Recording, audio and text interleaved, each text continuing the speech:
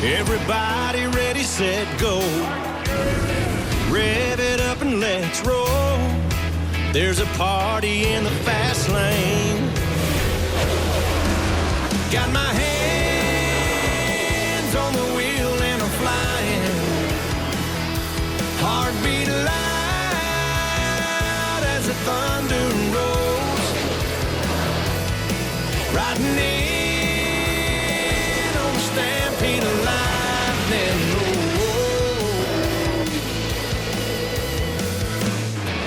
I'm bringing back the sunshine. Bringing back the sunshine. Baby, it's about time. Whoa. Bring it back. Oh,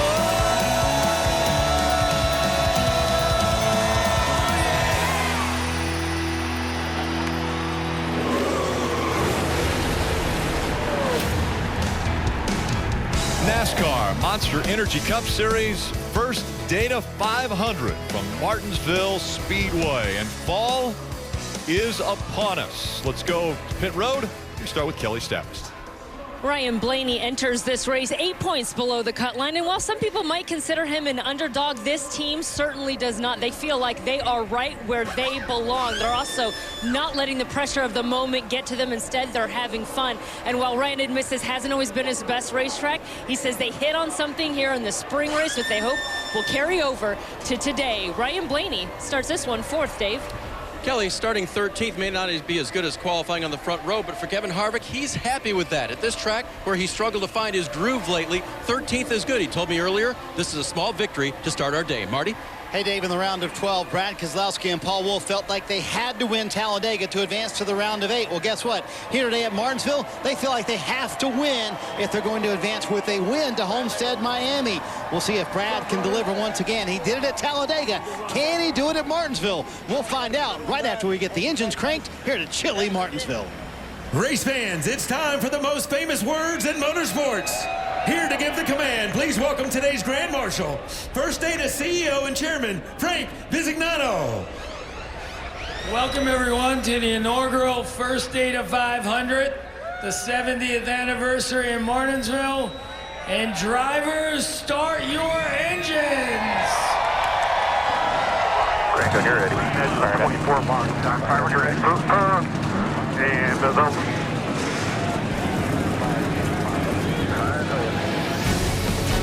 Well, it's beginning to warm up for the drivers at least, and things are about to get intense on the track. Left rear tire went down. Jamie McMurray pounds the outside wall. You get a look at who turned us around over there. That was your neighbor. No more free beer for Blaney.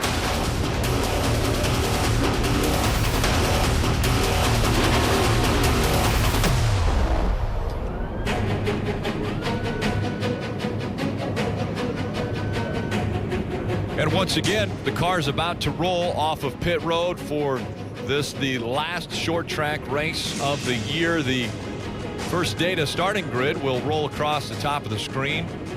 Joey Logano and Martin Truex Jr. are going to make up that first row. Rolling off right now in the pace car, it's Amy Earnhardt, Dale Earnhardt Jr.'s wife. She was chosen as the pace car driver here at Martinsville. So she had pace car practice earlier today, which I'm sure she was very nervous about, but what a trooper, and she will pace this field for today. She's got some help there, obviously, in the passenger seat. We're going to be able to talk with, not Amy right now, but we will be able to talk with Kevin Harvick. Let's dial him up. Hey, Kevin, is Burton, you with us? Yes, sir. Well, you got a pretty decent starting spot. You're a former winner here. Tell us what you're going to have to do to get through 500 laps. Well, I think there's still a lot of things that are left to be answered here as we come to practice today. But my Busch NA Ford guys have done a great job. Built this car in a couple weeks after the test and have put a lot of effort into trying to have a good day. So qualified, I felt like we qualified on the pole. That's a victory. So the car is definitely faster than the driver this far. So you got to battle all day and try to make the right adjustments, keep up with the racetrack, and just have to see where we start this thing. Kevin, we've been talking to the fans about all the challenges at this racetrack. What do you feel is the biggest challenge here? Well, I think that the first thing you have to do is survive. You got to keep the radiator in. You got to keep your track position the best that you can. And I think the hardest thing to do is just, I know this probably sounds simple, is to keep up with the racetrack. I think the racetrack will start one way, and as the rubber gets on the racetrack, the car is going to tighten up. And, you know, the year that we won here, I got lapped the first time and came back and won the race because our car was handling good, but it was so loose to start with. So it's a balancing act, and being so much cooler, it's a little bit of a guess as to how much rubber the racetrack will take in that transition as we go through the day. Kevin, thanks for taking time for us and the fans. Have a good day, bud. Thank you. They'd stopped the field on the backstretch because they wanted to make sure everybody got off of pit road and in line. It's such a short track, you could almost go a lap down just on the pace laps here. It's so tight. So they stopped everybody to get them lined up. We will ride along with a few different drivers today. Yeah, it starts with Ryan Blaney in the 4th position. He'll have the Ford Performance onboard camera. And here we are, Kyle Larson, the first data, starting in 9th. 41 car, Kurt Busch, State Water Heater, starting at 11th. And we just heard from Kevin Harvick with the Busch Beer onboard camera. He'll be starting 13th. Dale Earnhardt Jr. started 21st with the nationwide cam. We also have the helmet cam riding along with Dale Jr. Great shots. A.J. Allmendinger with the Kroger onboard camera will roll off in the 27th position.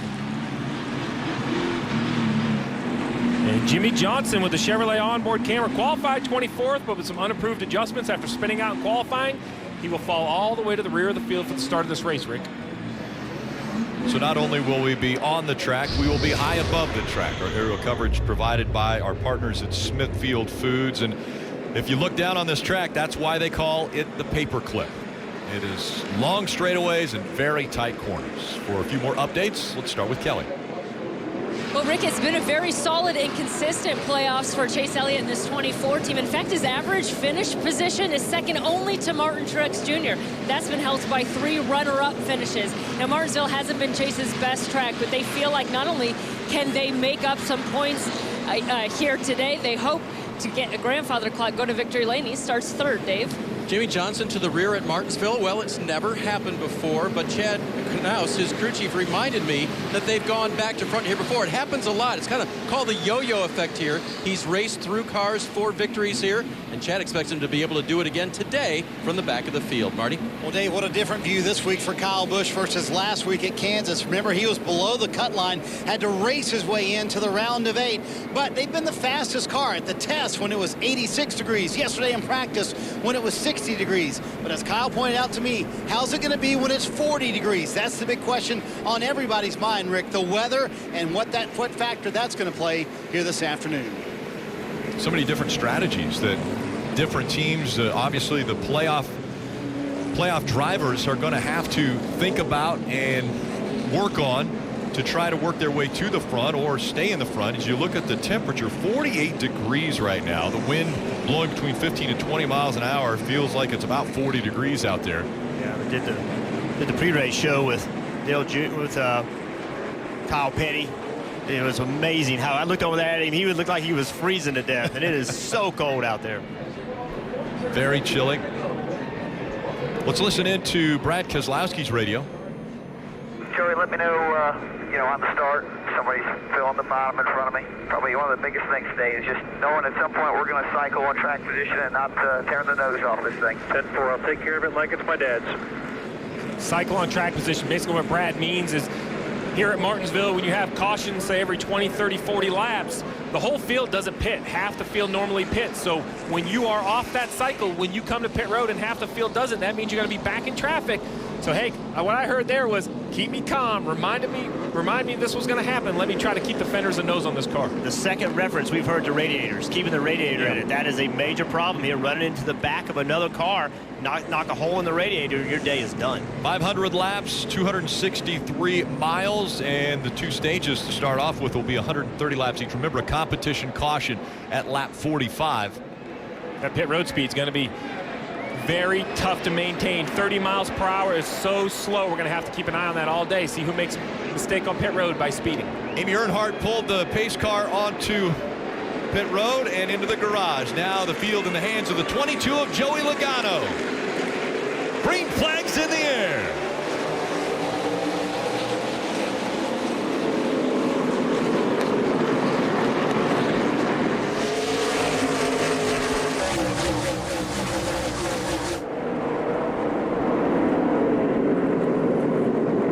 Martin Truex Jr. up the racetrack. The 24 is going to take advantage of it. Tries to get into the inside. How about Ryan Blaney with a nice move to get into second? Still hung out on the outside, the 11 of Denny Hamlin. Trying to find a way in. The fastest way around the track, right along the curbing. The cars drive awful right now. They're very low heat in the tires, low air pressure. At Martinsville, it's hard to get going. This first 3 or 4 laps after a start or a restart is very difficult. Logano, Blaney, Martin Truex Jr., Chase Elliott, and Clint Bowyer. Currently the top 5 as Denny Hamlin finally is able to slide in right behind the 14 of Bowyer. You instantly see why we talk patience here, riding on board with the 4 of Kevin Harvick. You know, he's not running the laps as fast as he can run with traffic. It's all about patience. You can only get in the gas as hard as the car in front of you. So as he follows his teammate Kurt Busch, a little bit of patience right here back to the gas, trying to turn underneath him and complete a pass. Obviously, Eric Almirola is stuck on the outside.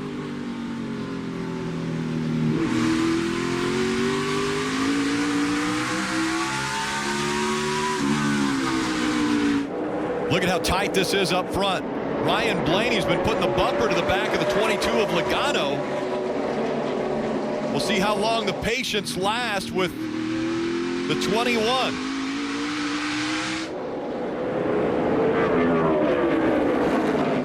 And again, right up to the bumper, the 22 of Logano.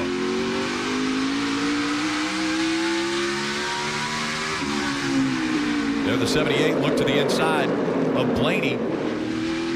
You can see why it's so difficult to pass here. It looks like the 21 of Blaney maybe a little quicker than Joey Logano. Watch him roll the middle of the corner. Actually gains on him, but that doesn't help him because the 22 slows the 21 down in the middle of the corner, and then he gets away from him on corner exit. So if you can't beat a guy on corner exit, it's almost impossible to pass. And Jeff, an interesting dichotomy here because you have Ryan Blaney, who's in the playoffs, Martin Truex Jr., who's in the playoffs, but Joey Logano, who is not. Remember they had that win earlier this year at Richmond. They were basically disqualified from the race afterwards because of an infraction that NASCAR found. So they, in essence, do not have a win this year. So a win at Martinsville today to Joey Logano would mean everything. For these guys behind him means it would mean a ticket to Miami to race for a championship. Well, Jeff, you talked about traffic. Traffic and passing isn't just an issue up here for the lead or the second or third place position.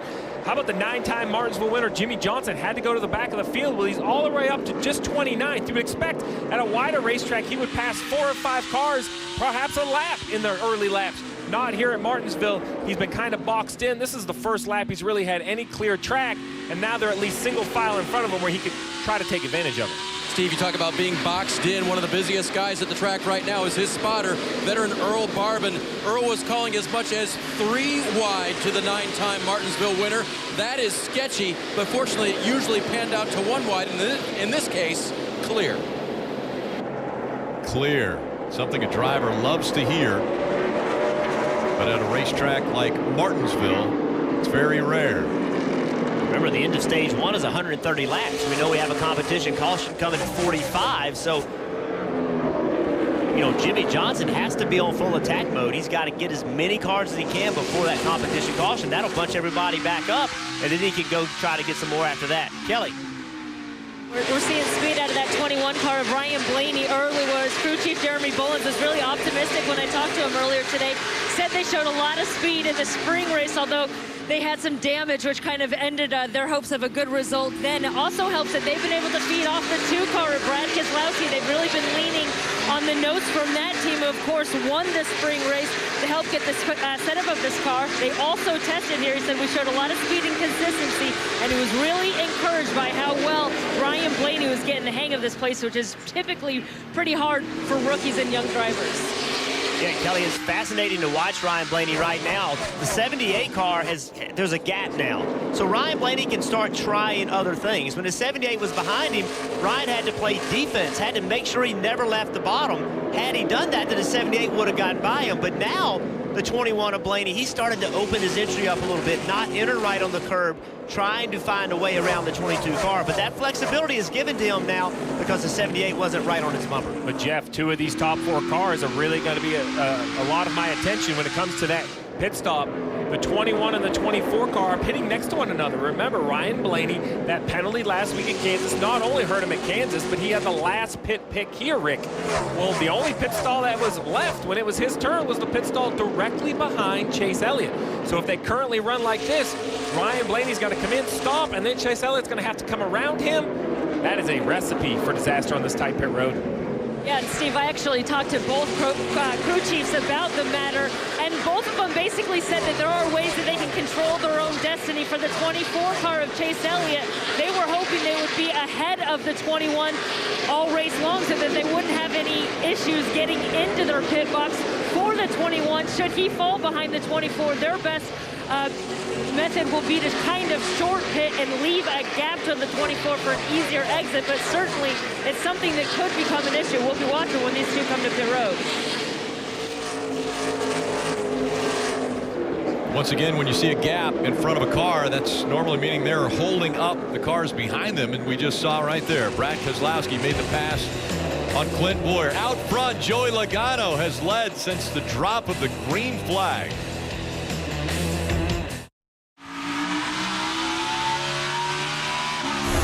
Catch all the action of NASCAR on NBC with the NBC Sports app. You get closer with alternate camera angles, driver stats, and track information. You can get it anytime, anywhere.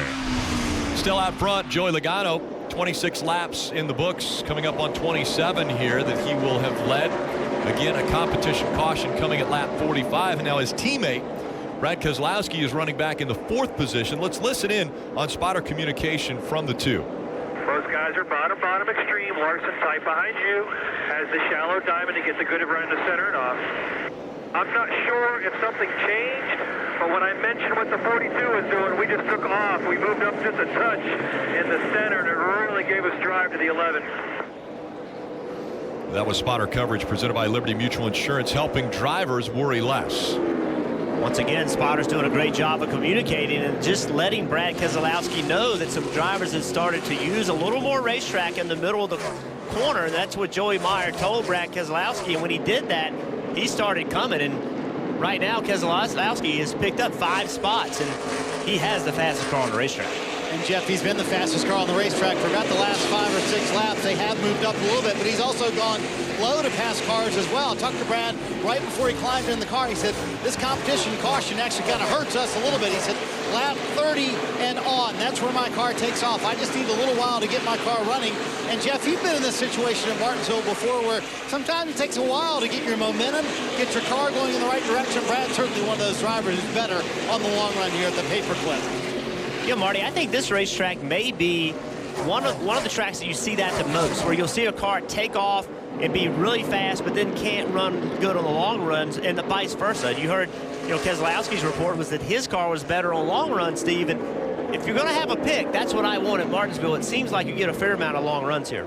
Yeah, that's the idea, but how do you take care of your car? How do you make a car better on long runs? I think the 41 of Kurt Busch has the best camera to show how you do that. We're going to take a peek inside this 41 car and look at his foot and see how his feet work. The left side's working the brake right here, and you see it has a lot more finesse than you think, Rick. He's just not stomping on the brake pedal. He kind of gives it a nice hard shot into the corner right here. But now look how softly he kind of comes off the brake. And then the right side of this is his throttle. And everyone has to run a throttle stop, which actually stops the pedal from over traveling. That's this area right here. We notice now there's a gap between the pedal and that stop. And then watch as he slowly goes to the throttle. Right there, he was never against the stop. So he's running part throttle there, letting the 5 car go, but also saving rear tire. Dave? Steve, he's lost a couple of spots since the start of the race, and the main reason being at the 3/4 mark of the corner, he describes the car as swinging loose. He'll be happy for that lap 45 competition caution.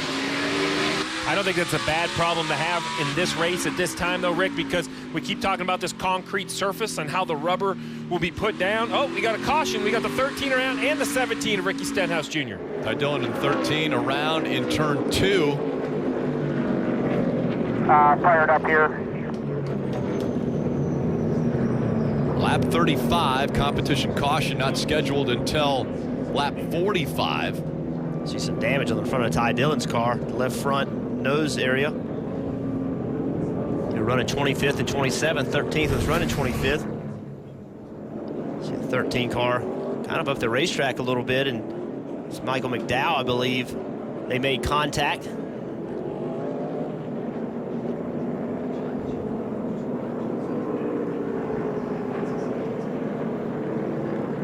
And that's how it works. You stack up. The 17 really had nothing to do with the original spin, but as they all check up, his car comes around.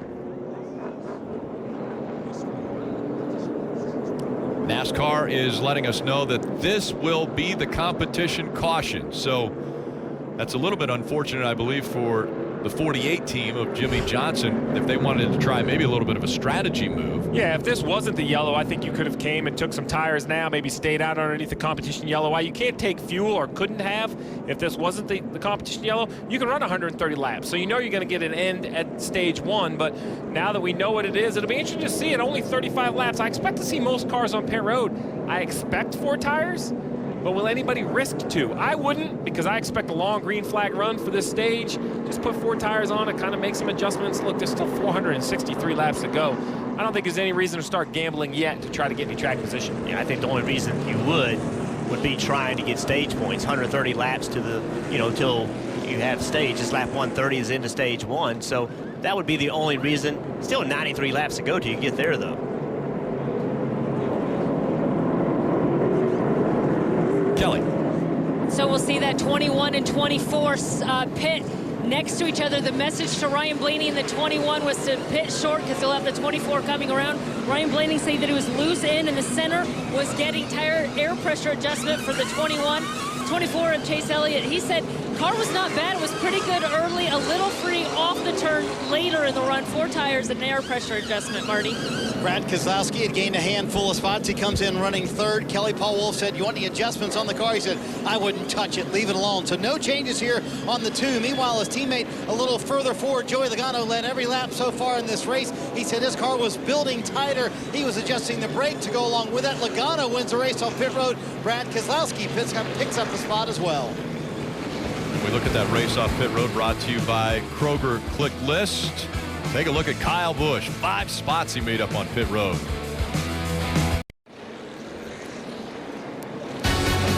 You're watching the NASCAR Monster Energy Cup Series First Data 500 from Martinsville Speedway.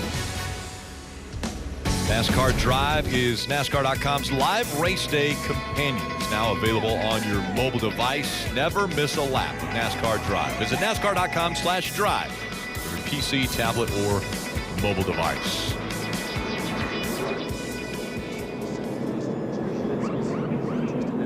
Time now for our Fresh Take, brought to you by Subway, and it's already been an interesting day for the 48 team.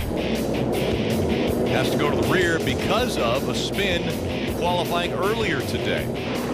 Well, when you get in the back of the pack, this is what you deal with. So you're going to see 3 wide, 2 wide, fender banging already. Very difficult when you get further back.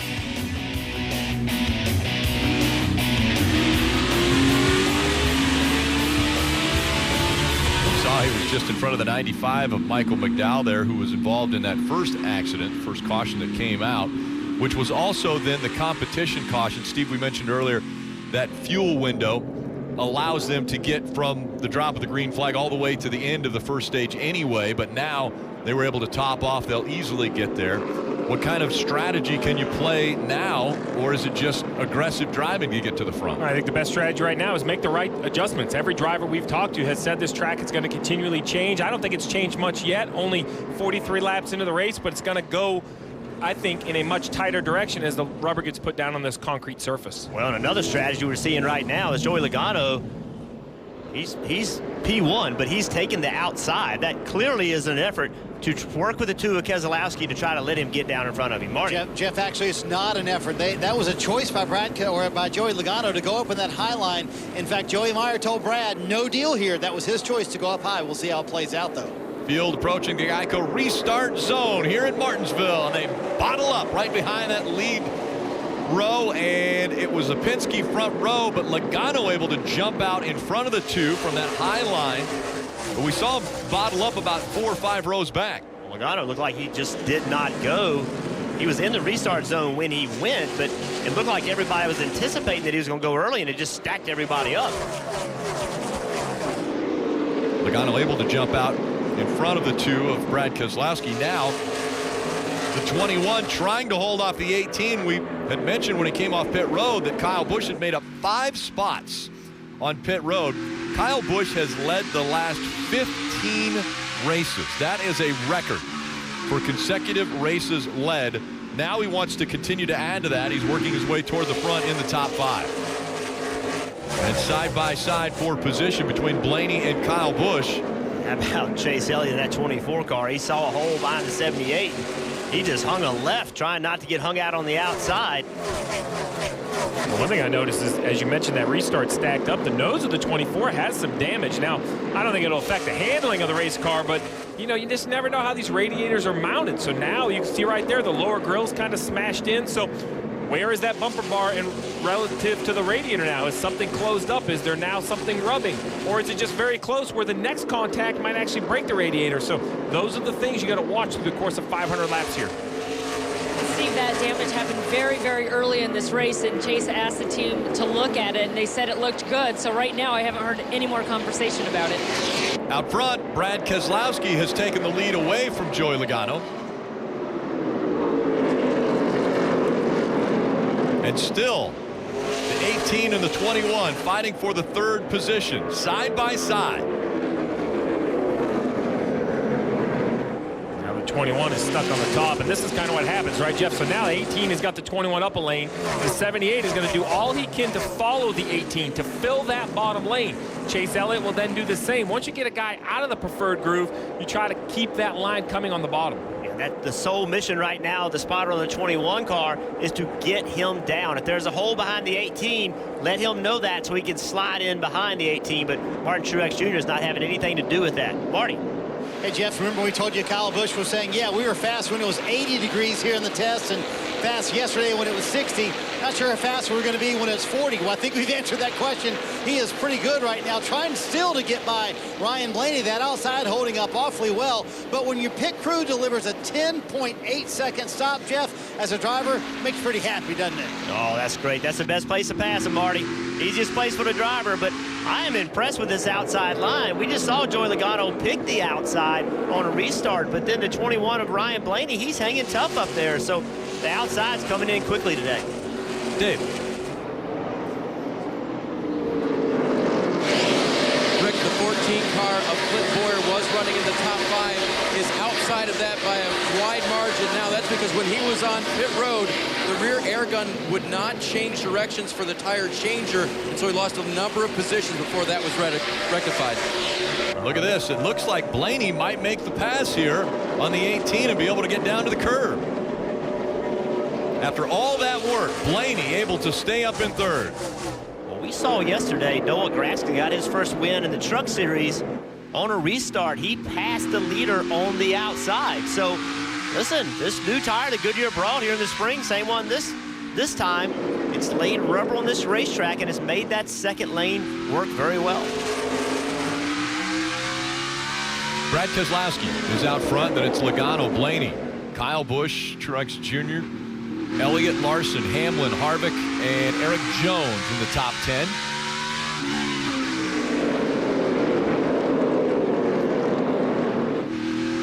We talked about that 24. It looked like he had a little nose damage. Jeff, I thought it happened on the restart. Joey Logano was controlling the race on the outside of the front row, and as he rolled in the restart zone, it just seemed like everybody expected him to go. So right here you see 37 miles an hour. He stays pretty consistent here. I think a mile an hour or 2 is acceptable if he changes. But if you watch, there's no change. If anything, he just accelerates. So The 22 of Joe Logano did not slow the field down, didn't brake check, didn't play any games. That's everyone else just trying to guess, and they're trying to push him into the restart zone. Joe Logano wisely said, no, no, no. I get to start this race, and I'm going to start where I want, and he chose a little bit later in the zone.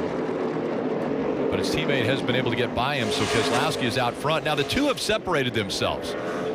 Keselowski and Logano are currently a second and a half in front of Ryan Blaney. Now again, Kyle Busch and Ryan Blaney had a pretty good battle going on for that third spot, but a 1.4 second gap separating Logano and Ryan Blaney right now.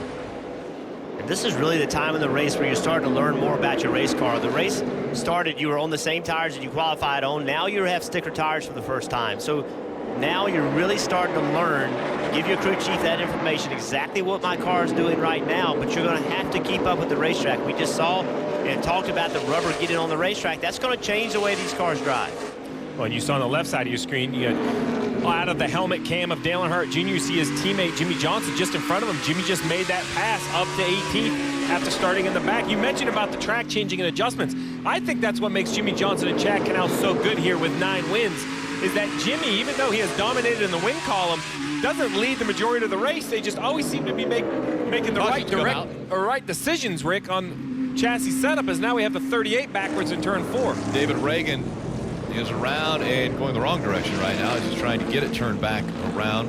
He's going to back up onto the curb. And with this quick yellow, Rick, I think the leaders are going to have to start really making decision on tires. They have 8 sets of tires in the pits. They've all used a set, so all the leaders have 7 sets left. This was a good shot at what happened to 38. He's kind of sideways coming into the picture. Yeah, you see the 17 way up the racetrack. Wonder if the 38 of Ragan was trying to make a move on corner entry, and 17 saw it, felt it, stayed up the racetrack. David ended up getting spun out. Well, before the race, we heard Brad Keselowski have this conversation about the cycle. When I cycle to the back, well, this is what we're going to talk about. I don't expect the leaders to pit, but somebody's going to. In the middle of the pack, they're going to come get tires, hoping that perhaps there's another yellow in 20 or 30 laps, and then they might stay out. So these are the decisions, which you have no idea, Jeff, which side of the cycle you want to be on, but you kind of have to pick. And these early yellows, you're going to have to decide which strategy you're going to go to. Ricky Stenhouse Jr. in 17 is going to get the free pass to get back onto the lead lap after being involved in the first accident of the day. Stenhouse Jr. running 36th right now, so that means that there are only going to be 4 cars that aren't on the lead lap. Well, think about this for Keselowski, Blaney, Busch, Truex, top 5. You know, they're all racing for a championship. And can you afford to pit right now with only 67 laps to go before the end of stage 1? I would think you couldn't. No, I think they're going to commit to this set of tires. You see all the leaders stay on the racetrack, but someone's going to come to pit road farther back into the pack. The question is who? Who will be the first driver to try to make a move? And here it is, Jimmie Johnson in the 48. He knows he has to be on the offensive, so he comes to pit road, and doing that, he drags a lot of the cars behind him, so he may not give up too many positions and have brand new tires, as he came from the 18th position. And down that slow pit road, Dave. Most of the drivers knew they could make it to the end on fuel, as Jimmy had pitted as well last time, but they'll come down, make further adjustments, fresh tires for Jimmie Johnson on this one. Just made a little bit of an air pressure adjustment on that first stop. The car was a little bit snug on the throttle, but it did turn. It was kind of a complex issue there for Jimmy, but they believe they've had it closer on this quick run. Jimmie Johnson led about 10 cars onto pit road.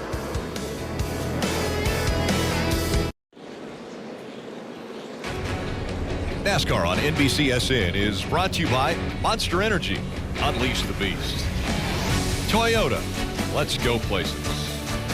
And by Bank of America. Life better connected. Rut.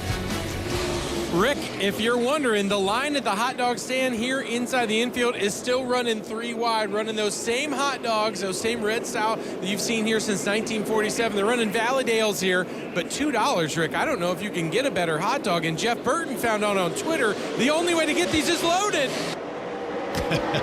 Thank you, Rudd. That is definitely one of the trademarks of Martinsville Speedway. And that restart very tight again on the front row. Interesting, though, that Brad Keselowski on the top of the racetrack seems to be making it work. This is better than I think we've seen in races past here. does complete the move around the 22 of Logano from that high line, and now the 18 is trying to make that high line work as he gets in front of the 21. He's going to make it work. A good launch off turn 2 got him in front of the 21. And Keselowski moves up the racetrack. Here comes Logano on his inside.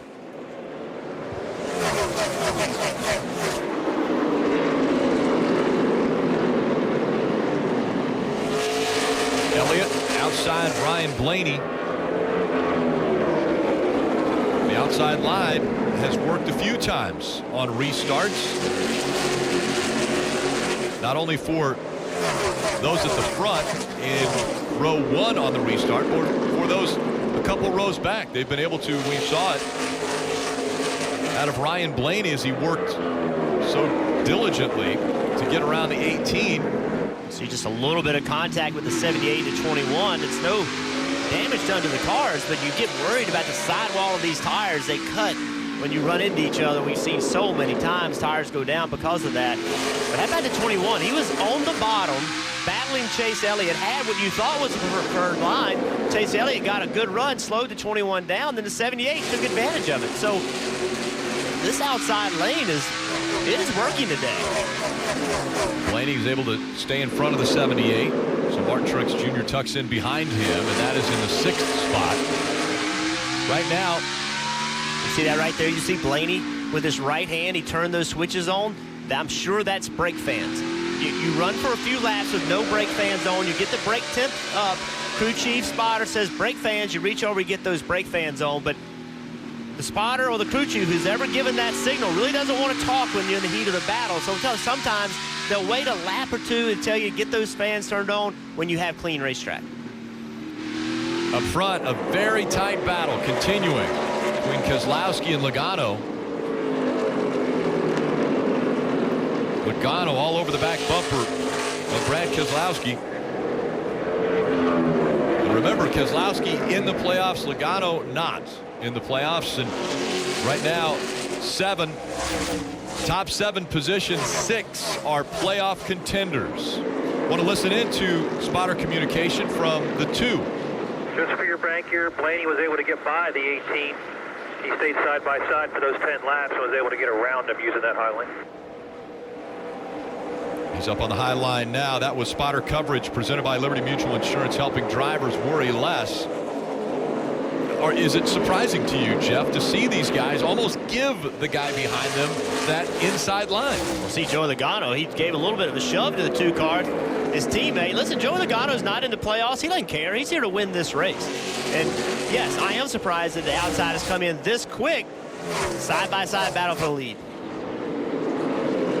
How about the fact that 2 Fords running up front? It's been 29 races, only 1 win in those 29 races that Ford has been able to find victory lane. Marty? And Joey Meyer told Brad Keselowski, listen, you're running side by side there. The 18's only a couple car lengths back. Make sure you fill that gap, so you let the 22 go. But Jeff, I'm wondering, from your vantage point, are you surprised these Team Penske cars are racing each other pretty hard here? There's been no deals on restart to let this other guy in and be nice on these restarts. They're running each other pretty hard. In fact, the 22 made contact with the 2 a couple of times battling for the lead.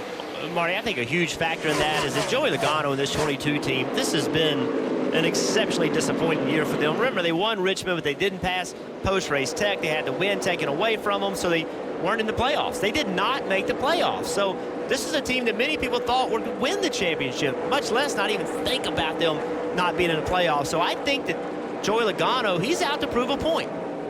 He is out to show that this team and he still know how to win races. Kelly. Just behind that group, we see Chase Elliott there in the 24. We've been talking about the damage to the nose of that car. Well, it's been a discussion among the team now, too. Chase asking how bad it was. They said it was about the same as the damage that they suffered here in the spring. He also asked how fragile it is. They said, hey, you'll be fine. Alan Gustafson said, don't use the bumper on the restart, but if you need to do it on the turns, you can use it then. They also made some observations about the 21 on that last run. Blaney finally made that top work. He got around the 18 on the top.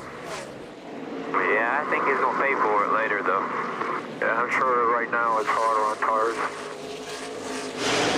And Obviously, the 24 has now gotten around the 21 of Blaney. Chase Elliott pretty happy with the balance of his race car. Tire management, Rick. That's what Chase Elliott's talking about. While the 21 did make the top work, he had to push his rear tires harder than those other cars. And, you know, we wondered how much tires would be worth. On the left side of the screen, Jimmie Johnson, he pitted from the 18th position, restarted back in 26th. He's already back up inside the top 18, actually in the 16th position, or excuse me, 17th position. So Jimmie Johnson using those new tires, trying to gain on the leaders. You're right, he is in the 16th spot. As the graphic changes there, he has moved up. He's behind Dale Earnhardt Jr. now, who's running in that 14th spot. He was able to pass Kurt Busch. And more importantly for Jimmie Johnson, when he looks out of his windshield, what does he see? He can easily see the one car, Jamie McMurray. That's 11th place. So he knows he is now within sight of 10th place of stage points. So that right now is all that's on Jimmie Johnson's mind. How do I get here? He clearly has run this pack down one car at a time, still at 44 laps. You can get into the top 10. Caution off turn 2. And A.J. Allmendinger's involved. The 27 of Paul Menard had to check up. A lot of damage, though, to the 47 of Allmendinger as he will come to pit road before it's open. He was running 22nd. 4 tires here, 4 tires. Michael McDowell gets the free pass. 5 tires only, left sides only. See, Allmendinger was up the racetrack, and 10 car of Danica saw that hole and tried to fill it, and they made contact. Now, wise decision by the pit crew to change only left side tires, trying to stay on the lead lap here as the pace car is already on the straightaway right next to them. It's going to be a very close race for AJ. We'll see. He has a much shorter route through the corner here on the inside.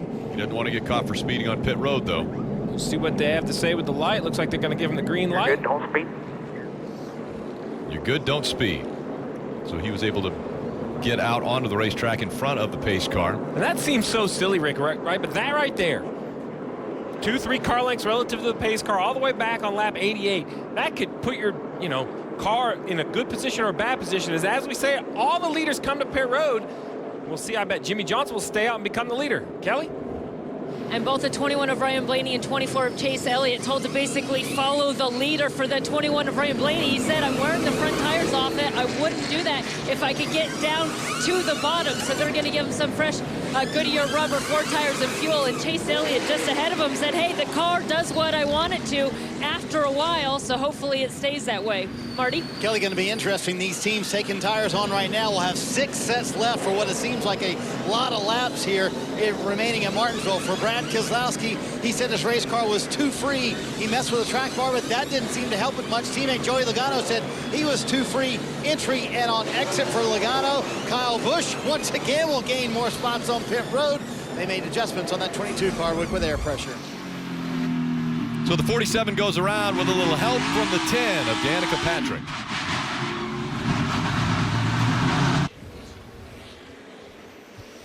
Jeff, earlier we saw you in the Toyota Camry on-track car, and we're focusing in on the curb here at Martinsville. Well, this curb is very difficult. You can see right there, I really, believe it or not, I did that on purpose. Sure. Drove up on top of the curb. That curb is so difficult. If you think about it on this restart that we're getting ready to have, that bottom car, he wants to be right against it, but if he touches that curb, it completely upsets the way the car drives. Jimmie Johnson has chosen the outside line for the restart. Casey Kane on the inside of row 1. Kyle Busch beat all those off pit road that pitted. He started out in 9th, has the freshest tires. We'll see how he does if he makes up some ground quickly. More than likely, he'll make up quite a bit of ground on the 5 of Casey Kane. He hasn't been to pit road since lap 38. That competition caution, the first caution that came out. Oldest tires on the track. Mission patience. And Kyle Busch right now knows he has the best tires, but you can't just drive through people. You've got to let your tires come up. You've got to wait to take advantage of it. You can see a lot of cars piling up into each other. The accordion effect. Everyone trying to grab real estate. Well, this is the cycle. We heard it on the radio of Brad Keselowski. Hey, when I get cycled off from the front, at some point we'll be cycled. Remind me, try to keep the nose on this car. Corey LaJoie, that 23 car, right there underneath the 18, doing a nice job. Trying to hang on to that spot. Saw Brad Keselowski dive in under the 18. And it was everything against Kyle Busch's knowledge to jump on the outside and pass a car on the outside. That's just not what you do at Martinsville. But with this outside lane coming in, that's exactly what he did. He jumped on the outside and actually pushed the issue and passed LaJoie by using that. It's just not something you're accustomed to doing, because normally there's not enough grip up there to make it work. Now he's going to go by 37 of Buescher. Again, Buescher didn't come to pit road, one of those cars that stayed out. Yeah, on the left side of your screen, you see the 88. He was like the last car to come to pit road, trying to gain back that track position. He's also making that top lane work that you talked about, Jeff. And here it is, the view from the helmet cam, running the top of the racetrack at Martinsville. Currently 19th, trying to get 18th away from Ryan Newman. There's Kevin Harvick on his inside.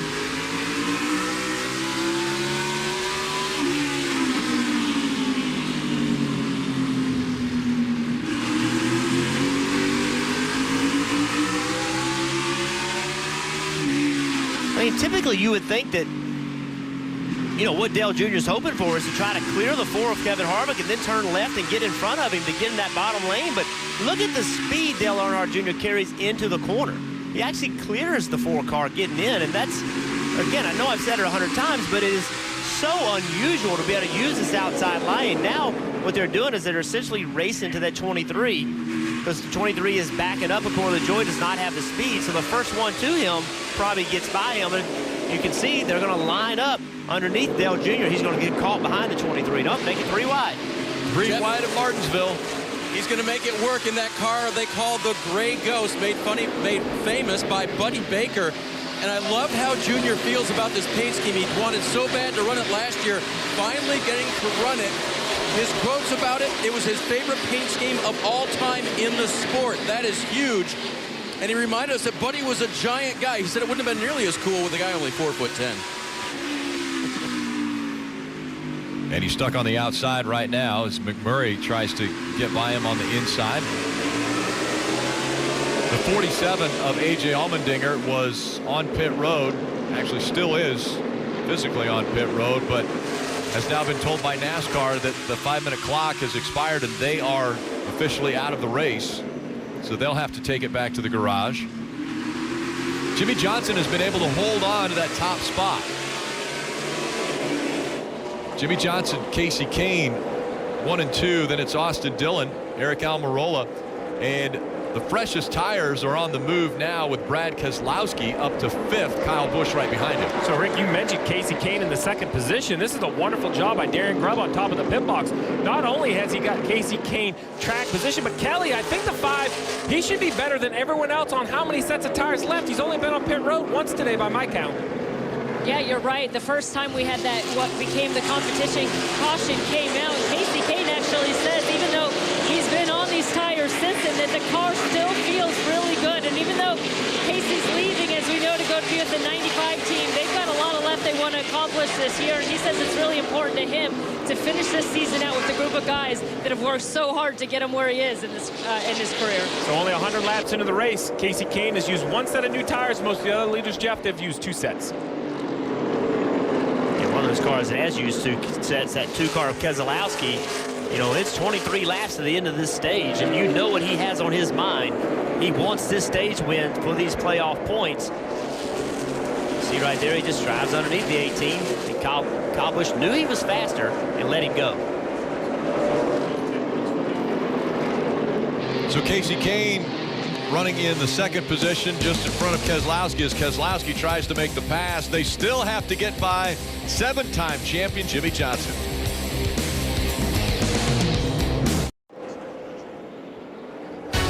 Keselowski now leads the Monster Energy Cup Series first Data 500 from Martinsville Speedway. You get NASCAR coverage during the playoffs even when you're on the go with NASCAR Mobile. You can even listen to drivers and teams discuss race strategy. You can download it for free at NASCAR.com/mobile. So we knew it was inevitable. Brad Keselowski had a lot better tires than the 48 of Jimmy Johnson. We were wondering how long it was going to take. But this still has to be a big win for the 48 team, starting last and potentially going to earn some points here at the end of stage 1. Yeah, but these next 14 laps are going to be very important for the 48 because as you're seeing the replay of Brad Keselowski getting by, and now the 48 is falling quickly to the other cars that have fresh tires, and it starts with the 18 of Kyle Busch, who's only about 3 or 4 car lengths back, and if he gets to him and gets him off that bottom lane, Jeff, those other cars, the 78 and the 22, will be there very quickly. Right now, it's almost a sense of desperation if you're driving the 48 car. You know there's 12, 13 laps left. You know you got to get every bit. If you drive too hard, you go slower. If you don't drive hard enough, you're not going as fast as you need to. So it's just an incredible feeling when you know you're coming to the end and you have people coming from behind with better tires. Logano trying to move that 78 up.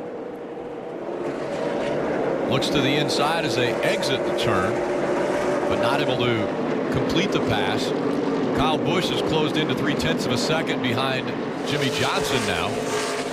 Way up the racetrack, went to 78 that time. But you know, with these two cars racing like this, well, you know, you saw the 22 kind of running the bottom, the 78 kind of running the top. They're running the same speed as the guys around them. It's not slowing them down running these two different lanes. Well, Rick, for all those fans that keep wanting to know why we keep talking about Jimmy Johnson starting in the back and perhaps his best racetrack with 9 wins, this was earlier today in qualifying, getting into turn 3. You hear the wheel hop, gets loose getting in. This left rear tire just starts bouncing right here, spins out, goes all the way to back because he had to make some adjustments after this accident. So, as you mentioned, nice recovery after starting tail of the field. And inside 10 laps to go. To end stage 1. Keselowski, Johnson, Kyle Busch, Truex Jr., Logano up in the top 5. Then it's Elliott, Kane, Blaney, Austin Dillon, and Denny Hamlin in the top 10.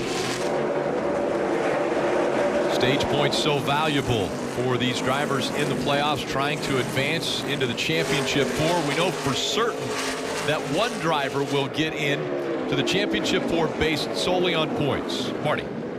I don't know that they're so certain, Rick. They're pretty worried about this round, talking to Cole Pearn about Martin Truex Jr. He said, this round worries me more than any round in the playoffs because Martinsville is not our best track. Phoenix has been just an okay track for us recently. Clearly, they'll be very good at Texas next week. In fact, if you look at the numbers, Martin Truex Jr. in the round of 8 tracks, 0 for 70. But Cole Pearn said, I'm not too worried about it. If I get through Martinsville today with a nice solid top 10, we finish on the lead lap, then I feel much better about our chances to get to Miami. But yeah, doesn't hurt that he comes into this round, Steve, does it? With all those bonus points that he earned throughout the year.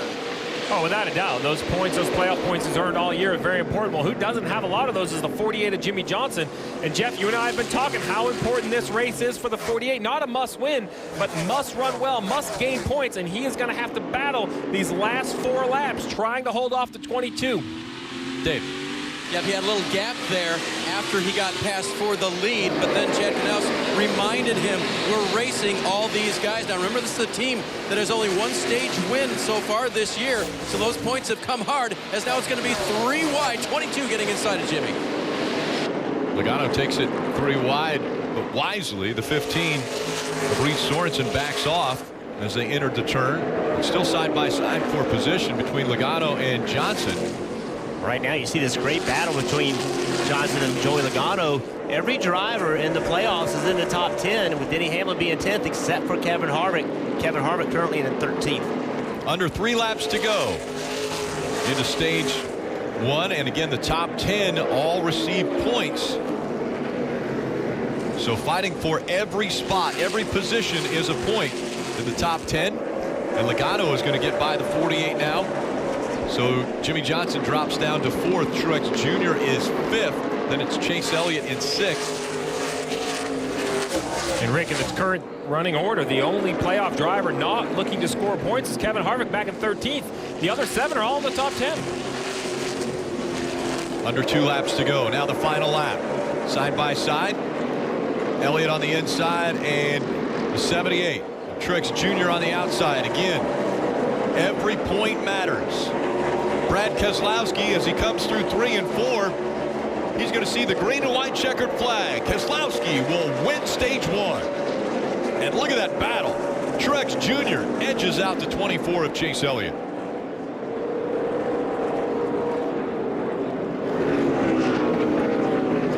Keselowski, Kyle Busch, Logano, Johnson, Truex.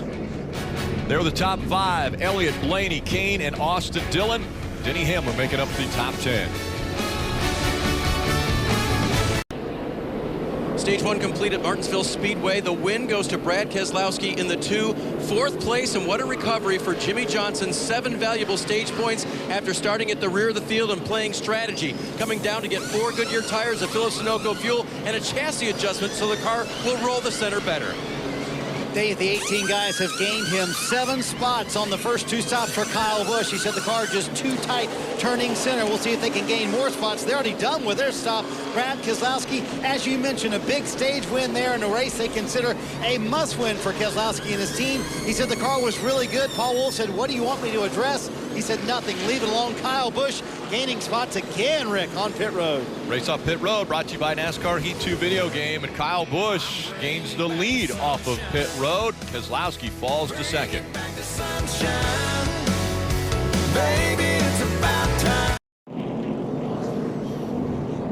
You're watching Monster Energy Cup Series racing from Martinsville Speedway. First Data is handing out thousands of Kyle Larson branded preloaded promotional debit cards to race fans throughout the weekend. The promotional debit cards can be used as money at numerous Clover by First Data payment terminals throughout the track for race merchandise, souvenirs, or even the famous Martinsville hot dogs. For more, we go to our hot dog, Rutledge Wood. Oh, thanks, Rick. That's quite a lead-in. You know, when you've got a half-mile of mayhem and a hot dog they've been serving since 1947, wouldn't it be great if you got one of those same cards that Kyle Larson was giving out? Thanks, First Data. You guys are awesome. I'm going to give it to these nice folks right over here. Buy yourself a couple wieners, you guys. Have a great time. Rick, it's amazing down here. A half-mile of mayhem. You just continue to give, Rutledge. Speeding penalty to the 11 of Denny Hamlin. That's the 5th speeding penalty of 2017 for that team. Well, look at the 11 car. He's on the bottom of the racetrack, on pit road rather, and the radius is shorter there. So you have to be careful using that shorter radius. It's easy to get caught speeding. Kyle Busch on the inside, Brad Keselowski on the outside. Green flag back in the air.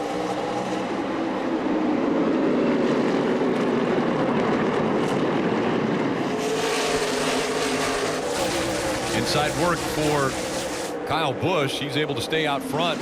Now we'll see if Logano is going to get by his teammate.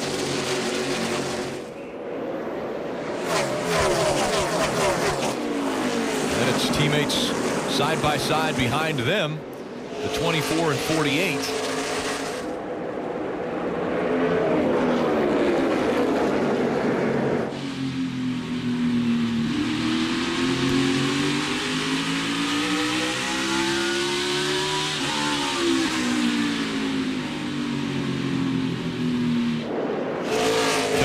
Holding strong on that outside line.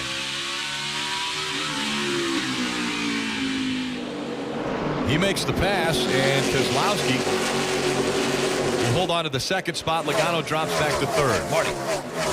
Hey, Rick, usually when we ask Steve if he's doing math in his crew chief mind, it's about fuel mileage. Well, today, it's going to be about sets of tires. Steve, it took 3 sets to run the first stage of this race. We're just now in stage 2 and just beginning that. So there's only 5 sets of tires for all of these teams to use for the rest of this race. Are you getting worried about that as a crew chief? Because that's a lot of laps for 5 sets of tires. Yeah, well, I'm not worried yet, but I've definitely made a note of it. You know, this track normally has a long green flag run in the 200 to 300 lap range. But with that second stage that's going to break that up, or the end of this second stage will break that green flag run up, they have to make sure that they manage how many tires they have left.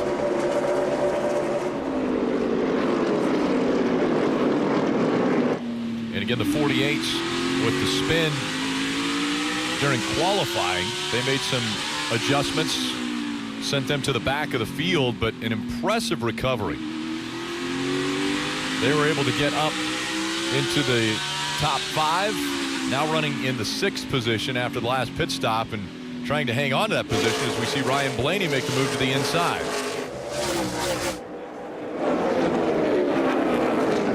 Get to see what all of these guys kind of stack up like on the same tires. There's been so many different mixes through the lead, and the 42 of Kyle Larson, he was one of those drivers, Jeff, that as everybody stacked up on the bottom, he kind of fired out to the top and gained 2 or 3 spots right away on that restart. But now that everybody's got single file, he's lost a couple spots in the last 2 laps. So just not the type of race so far, but so much racing to go. But what an emotional week it has had to have been for the 42. Kyle Larson, after that engine failure last week at Kansas, eliminated him from the playoffs. And I know you say all the right things, the team says all the right things, we're just going to go win races the rest of the year, but look at Blaney on the right side of the screen. Jimmie Johnson left a little bit of a hole, and Blaney just fired it in there. Wasn't able to make it stick, but an aggressive move. But back to Larson I think it's so hard to really bring the same amount of emotion, the same amount of fire when you no longer have a chance to win the championship. I mean, a lot of people talked about Kyle Larson being the favorite. He was the guy. If you give him a shot at Homestead, he's so good there. He can win his first championship, and now he's not even in the playoffs anymore, and that is devastating. And Jeff, especially considering this is a racetrack where they put in so much effort. Kyle used to call this his worst racetrack. They came here and tested. In fact, Chad Johnson said, hey, I want you to do me a favor. Call Tony Stewart and ask him how to run better at Martinsville as we watch the battle for third between Chase Elliott and Joey Logano. So, yeah, it's tough to come with that same emotion. By the way, for Kyle Larson, a little bit of contact earlier. Water temps 286. Don't seem too concerned about it right now. But, again, look at that. Outside, proving to be strong once again. Joey Logano trying to get around Chase Elliott. We're seeing the 78.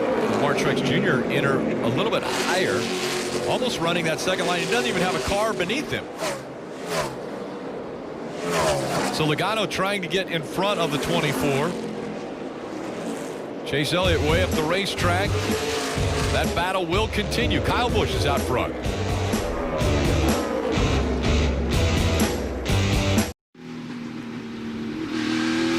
It's playoff time, so gear up with the pit crew and get the latest NASCAR t-shirts, hats, and die-casts at the NASCAR shop. Visit NASCAR.com/shop today for all your favorite drivers' gear. And yes, that's right, the sun has come out at Martinsville. Today's aerial coverage provided by our partners at Smithfield Foods. Now, as a crew chief, are you looking at the weather? Now, all of a sudden, the sun is starting to beat down on this racetrack. Well, it is, but by looking at the folks in the stands, I'm not sure the sun has brought a lot of warmth. So, I mean, it's the same old question. You start to see the dark line right there on the concrete. You know, that is from the tire rubber being put down, but it hasn't changed a lot over the first 130 laps. I still expect it to change somewhere around lap 250 to 350. Normally that rubber goes down and the handling goes for a big swing, but that's been the conversation all morning long, Jeff, is will that continue to happen with this cooler weather? Well, we've talked about this outside lane coming in, and the 21 of Ryan Blaney kept working, just working Jimmie Johnson. Never could find a way to get by him, and Jimmie was giving him the bottom of the racetrack. Well, Ryan finally had enough. So he just drove in the corner, drove in a little bit deeper than he really should have, and he just ran up the racetrack and ran Jimmie Johnson out of the groove, and that slowed him down. And I think we're going to see more of that, Rick, as this day goes on, and the outside groove stays good. There's going to be the temptation just to run the guy out of that outside lane to ultimately make the pass. And then we go back to the 11 car. Remember, he was penalized for speeding on pit road. Well, he has only made his way up to 24th. So it's been tough sledding for the 11 once he got back there. Denny Hamlin just in front of Ricky Stenhouse Jr. now. So it's Kyle Busch out front. Brad Keselowski, stage 1 winner, running second. Chase Elliott and Joey Logano up in the top 4. Martin Truex Jr. rounding out the top 5. Kevin Harvick's back in 9th.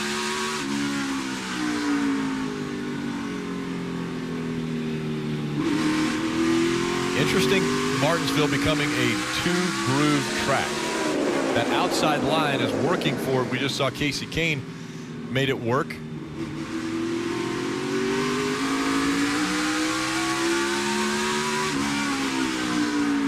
Right now, Logano and Kane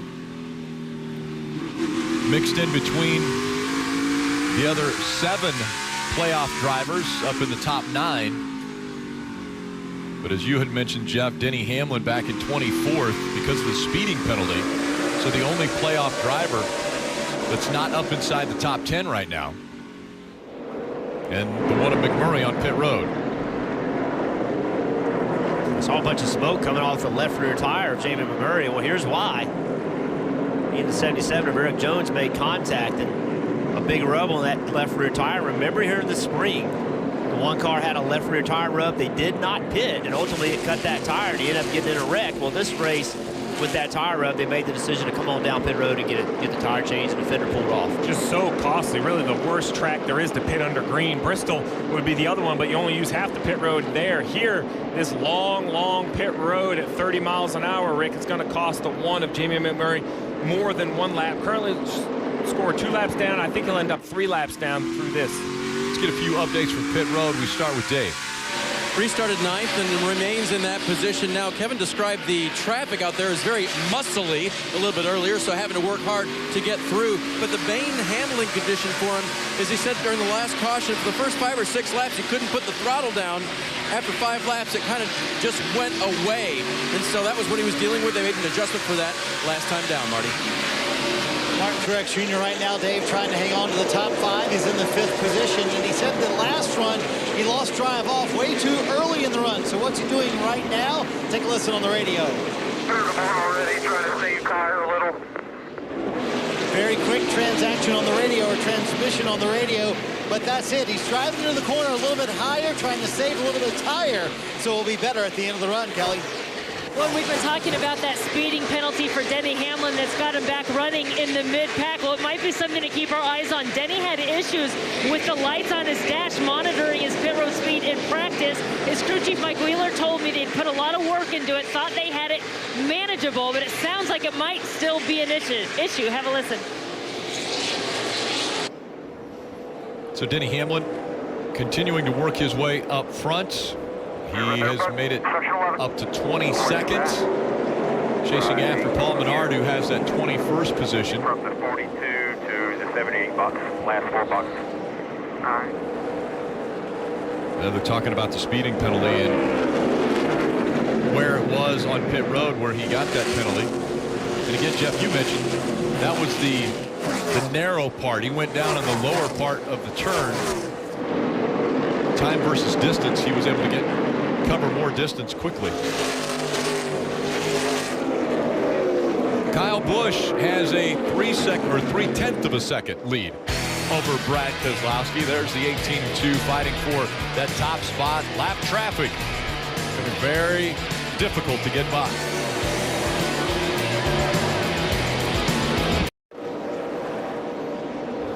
So difficult on spotters here at Martinsville Speedway. This spotter coverage is brought to you by Liberty Mutual Insurance, helping drivers worry less on the track and on the road.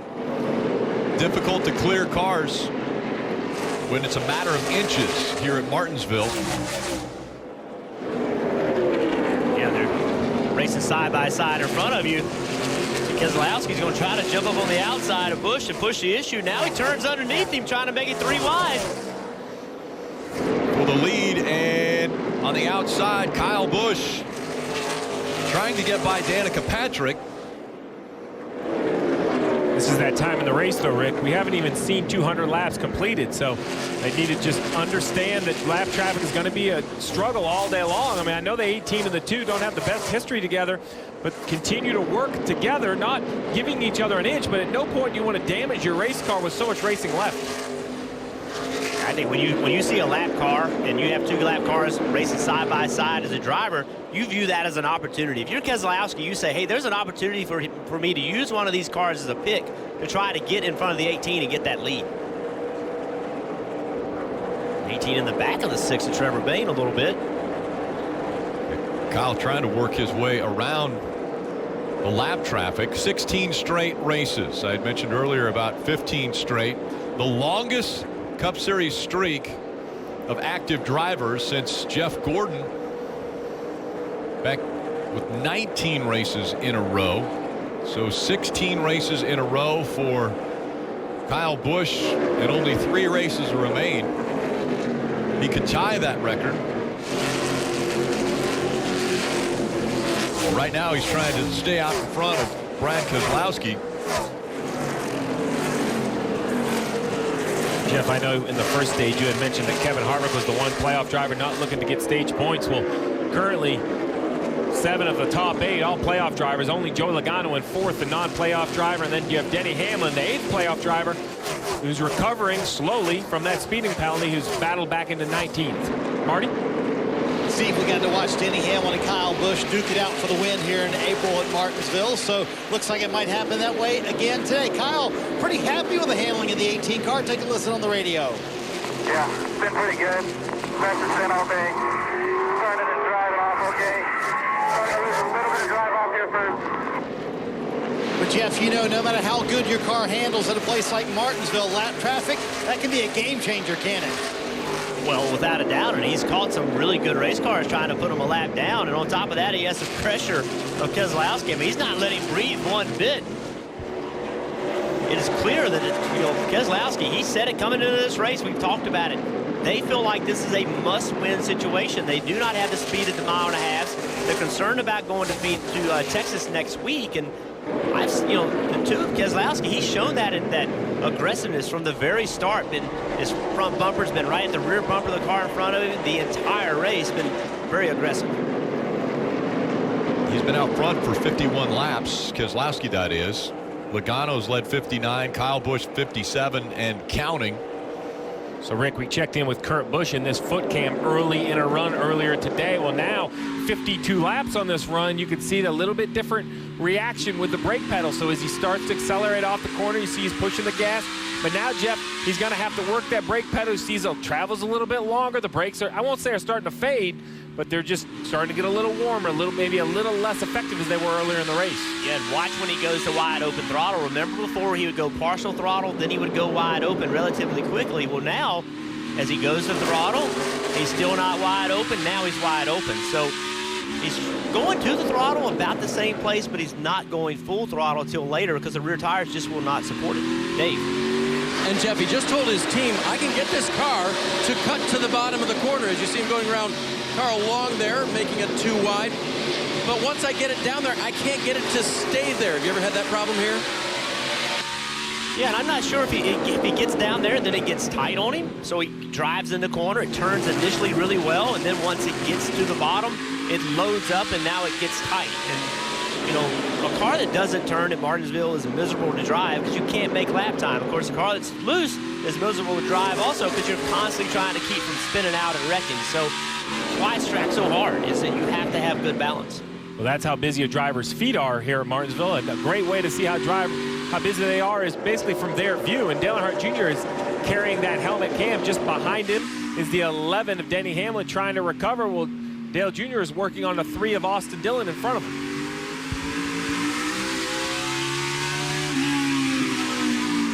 Saw his hand out the window, so that told me that's the 11 car, Denny Hamlin. So clearly he felt like Hamlin was quicker, put his hand out the window, let Denny know, hey, go to the inside. Dale looks very committed to that second lane, Jeff. Entry to middle and then exits on the bottom. Dave. Appreciate Junior giving us this view right here through traffic, but as Denny went by, he's got a whole laundry list for crew chief Greg Ives. Real bad on exit.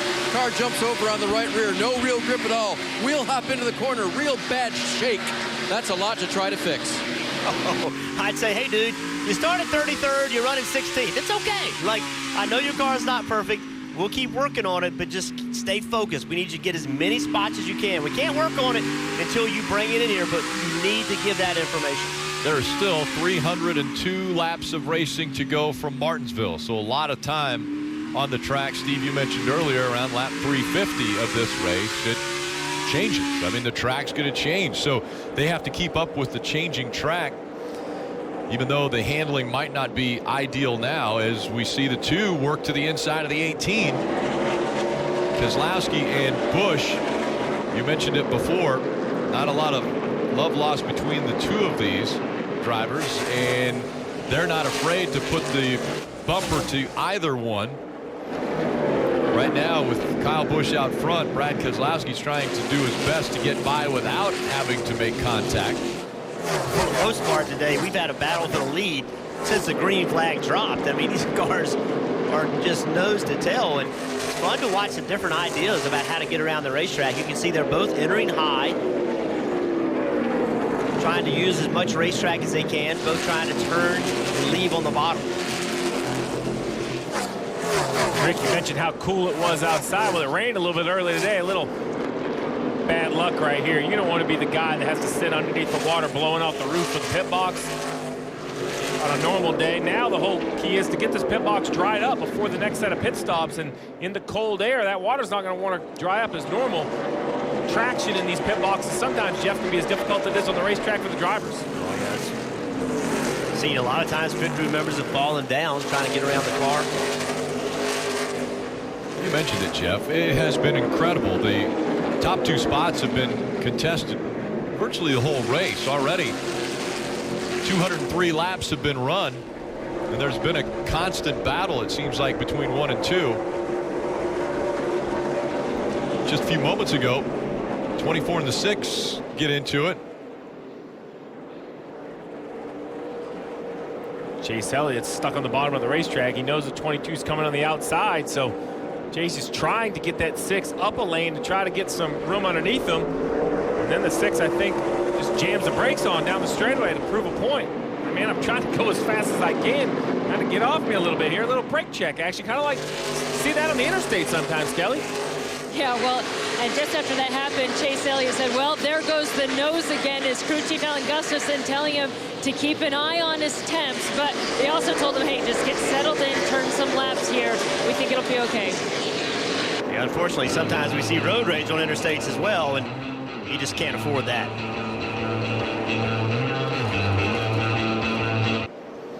Closing in on the halfway point of the Monster Energy Cup Series first day to 500 from Martinsville Speedway. 214 laps complete of the 500 laps scheduled. Out front, Kyle Busch now has a little gap between himself and the 2 of Brad Keselowski. Yeah, Kyle's done a nice job to finally get away from the 2. The 2 was on his bumper for it seemed like 20 or 30 laps. Currently 76 laps on this green flag run, and because of that, you see the cars in front of Kyle Busch. Coming to lap next up, Daniel Suarez, the 18th place runner currently in this 19 car, that orange and white car just in front of Kyle Busch. So we've seen this a lot, Jeff. Long green flag runs. Kyle's starting to catch the back of some relatively fast race cars. Yeah, but how about Denny Hamlin? He's done a really good job of clawing his way up from the back after that speeding penalty, but you can see right there, there's 44 laps to go in this stage, and right now, Denny Hamlin's goal is to stay in the lead lap. I think he has enough speed to do it, but if he were to get hung up in lap traffic, or the 18 do a phenomenal job of getting through the cars between the 11 and the 18, he will come dangerously close to getting lapped. Time now for the Toyota driver update. Kyle Busch out front has led 83 laps and continues to lead those laps. Martin Truex Jr. currently 5th. Marty. Hey, Rick, Kyle Busch very strong. 80 laps into this run right now, and the car just a little bit tight from the center off for Kyle, but that's it. Very little complaints about it. Meanwhile, Brad Keselowski behind him is starting to lose grip from the center of the corner off. So, Steve, 80 laps into a run. I think the track is sort of going through a transition here. Seems like it's taking on more rubber, and you hear more teams talking about being tight now versus being loose early in the race. So how will that change the game now that the racetrack is changing a little bit? Well, Marty, as long as I've been coming to Martinsville, it seems like every Sunday morning when we have a cool day, the conversation is, will the track rubber up? And I can't remember one that hasn't. So I think this is normal Martinsville. The second half of the race, the rubber goes on the racetrack, and the cars handle very differently. So now the question will be, can Kyle Busch and Brad Keselowski, Joey Logano, the top 3 cars, Rick, even though they seem to have the best cars so far, will the crew chiefs continue to adjust on? Very hard to do, to adjust on a car that can currently run inside the top 3. And just behind them, a lap down, is 43 of Eric Almirola. We've heard that Almirola will not be driving the 43 next year, and it was just announced this last week that it will be Darrell Wallace Jr. that will take over for the 43 team behind the wheel. So Bubba Wallace will have the full-time Cup Series ride in 2018 with Richard Petty Motorsports. Jeff, we talk about short track racing and just how much they're on the brakes. We're starting to get into that area, close to 100 laps. 83 currently on this set of tires, where the brakes just get so hot they actually melt the bead of the tires. So that's going to be the next concern. Will these cars be able to make this entire stage under green, or will someone have issues before? Dave? Steve, I want to talk to Jeff for a second about the track bar adjuster inside the cockpit. As you see, Clint Boyer going by Jimmie Johnson. I believe that's for 9th position. Jeff, when you're moving that adjuster up, when you're moving the track bar up, what are you trying to do? You're trying to make the car turn better, Dave. Raising it up makes it turn better. 55 laps ago, Jimmy had it maxed out, and he's going backwards. Not a good run right now for Jimmy. And that just means they started this run too tight, Dave, and there's not enough adjustment in that track bar to get that thing to turn. But one negative of that track bar getting up, Steve, is that on these long runs, you tend to start to get wheel hop. You still to have trouble getting in the corners, and we saw Jimmie Johnson wheel hop it in qualifying. That track bar high up like that, on old tires, hot brakes, it's easy to wheel hop it. Let's listen into the 48 radio. Stay in it, man. Stage point. Stage point. And right now he's running 10th, which would be 1 point. We know how important even 1 point can be to advance potentially to the championship 4.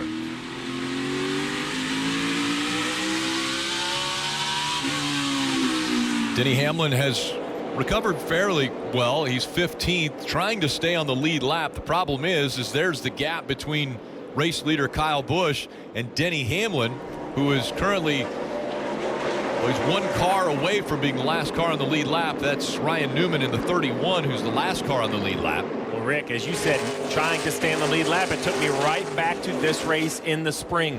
The 17 of Ricky Stenhouse Jr. and the 18 of Kyle Busch. This was really one of the first big shakeups we've seen because of stage racing. Ricky Stenhouse Jr. going a lap down. He runs the 18 up the racetrack here, coming to the end of the stage. You're going to see right here the battle. Well, here it is, the big shot from the 17. Up he goes. 17 turns underneath him. Ends up costing Kyle Busch the stage win. The 24 of Chase Elliott got it, but as Kyle Busch is now, he's lapping the 31 of Ryan Newman. As he gets around some of these faster cars, what will they be willing to do to try to stay on the lead lap with only 31 laps to go? Don't think for a minute that Kyle Busch in that 18 car knows that he's going to have to battle that 11 car for the championship. And if you see a guy in the playoffs in front of you that you can put a lap down, that is your goal. You want to do everything you can. I don't care if he's a teammate. I don't care about that. All I know is I'm competing against him for a championship. If I can put him a lap down, that is an advantage to me. So Denny Hamlin is actually a mere few feet in front of the 18 of Kyle Busch, and Hamlin will try to fight to stay on the lead lap. We'll see how much his teammate gives him that opportunity. Look at the different approaches. Look how the 11 car is up the racetrack. The 18 right on that curve rolls the center of the corner so much faster than the 11. Lap traffic will play a huge role whether the 18 can get by the 11 or not.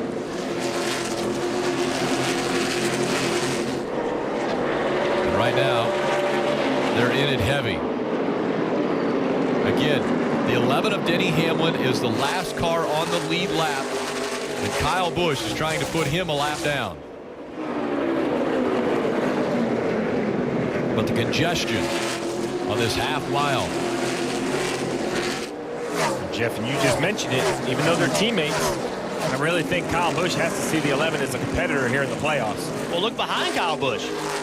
Yeah, Keselowski coming in wants this stage win. You can't help your teammate right now. You can help your teammate and give up the opportunity to win this stage. So the 11 work to the inside of both the 15 and 23 to clear them.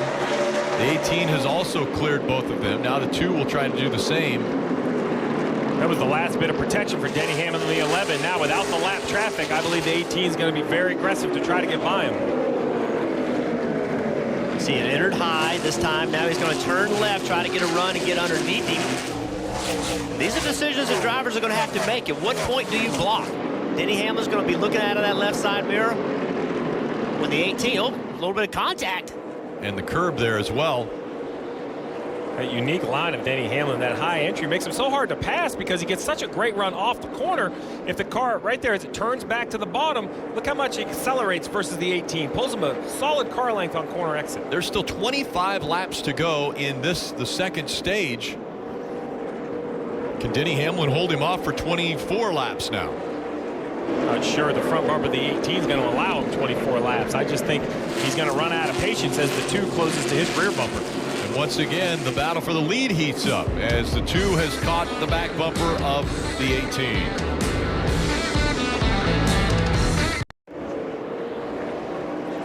There's nothing like attending a NASCAR race, and now the playoffs are in full steam, and most of the intense racing taking place right here at Martinsville. We're seeing it like we've never seen before. Visit NASCAR.com/tickets to purchase tickets at an upcoming race near you.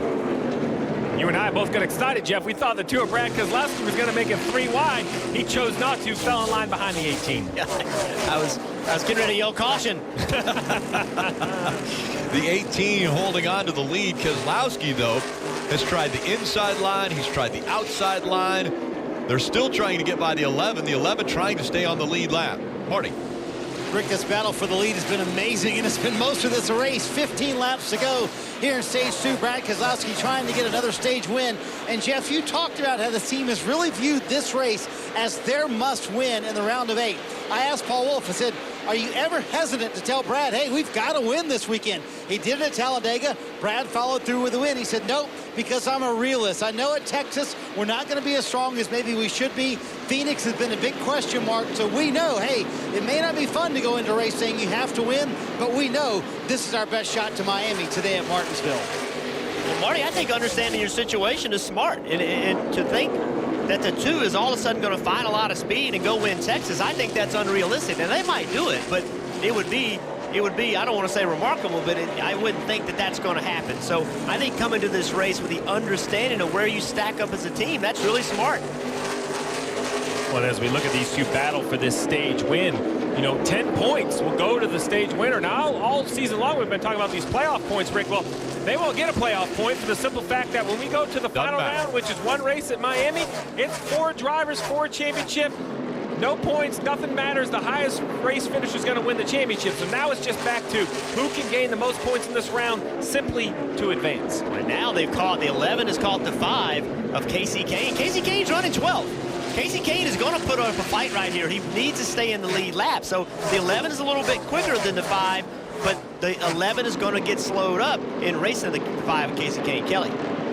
Yeah, not a position I think Denny Hamlin expected to be in, just trying to hang on to the lead lap. You said, hey, statistically, this is probably our best shot to get a win, but they don't feel like it's a must-win. They still feel like they can go out and win each and every week, and as Denny put it, hey, this is only 33.3% of the tracks in this round, so it's not any more important than the other 2. That is, of course, unless they win. Here comes the 2, Keselowski working that outside line. Can he get the advantage? Now the 18 goes to the inside. The 11 moves up the racetrack. This is to keep Denny Hamlin off of the lead lap. He can't complete the pass. Hamlin stays on the lead lap, but he moves up a line. We'll see if the 18 of Kyle Busch is able to take that spot away. Almost like the 11 has moved up on purpose, feeling like that he can hold the 18 off if he doesn't give him the top of the racetrack. The key is going to be how you catch lap traffic. We know Casey Kane's in the lead lap, but just ahead of Casey Kane is the 10 of Danica Patrick. The 30, I'm sorry, is the, my TV screen changed, I'm sorry. Just ahead of the 11 car is going to be the issue. Right here, the 5 and the 83. So that 83, side by side with Casey Kane, how these cars catch this side-by-side battle will impact who can get by the 11. And the 11 is, again, fighting to stay on the lead lap. He has just 6 laps to go. If he can stay on the lead lap, that's huge, because right now there are only 13 cars on the lead lap. Well, and it's huge because he's been able to do this now for 20 laps. So with 246 laps to go in this race, he'll have an opportunity to recover and try to get back up there in that track position. Does he have car enough to win this race if the track continues to swing his direction handling-wise? The 8 guys look behind them. The 22 car's coming quickly as well, and Joey Meyer just reminded Brad Keselowski of that, and he said, don't worry about that stuff in front of you. The 22 is about to catch you for second. You worry about what's in front of you, I'll worry about what's behind you. And so it is heating up now. Just under 4 laps to go from Martinsville in stage 2. The fight to stay on the lead lap, that's Denny Hamlin. The fight to stay in the lead, that is Kyle Busch. He is challenged once again by Brad Keselowski in the 2. Keselowski looked to the outside that time. Fight for 4th on the right side of the screen between Martin Truex Jr. and Chase Elliott. Here comes the 2, looking to the inside of the 18 now for the lead. And will the 5 of Kasey Kahne slow down the 18 enough? That time by, Keselowski was scored as the leader with 2 laps to go. Keselowski has made the pass and back out front. And into the curb. The 2 hits the curb. The 18 pressuring Keselowski. The 22 into the wall. Austin Dillon took the 22 into the wall. They stay going the same direction. Final lap of stage 2. Keselowski trying to sweep the first 2 stages in Martinsville. Through 3 and 4, Keselowski's going to do it. Keselowski wins stage 2. And I know he didn't win it, but Denny Hamlin did a masterful job of staying in the lead lap. You never know when championship moments are made. Well, that move right there, that drive by Denny Hamlin to stay in the lead lap, that could be the difference between having a chance to win a championship and not. He stayed on the lead lap, not in the top 10, but still very impressive.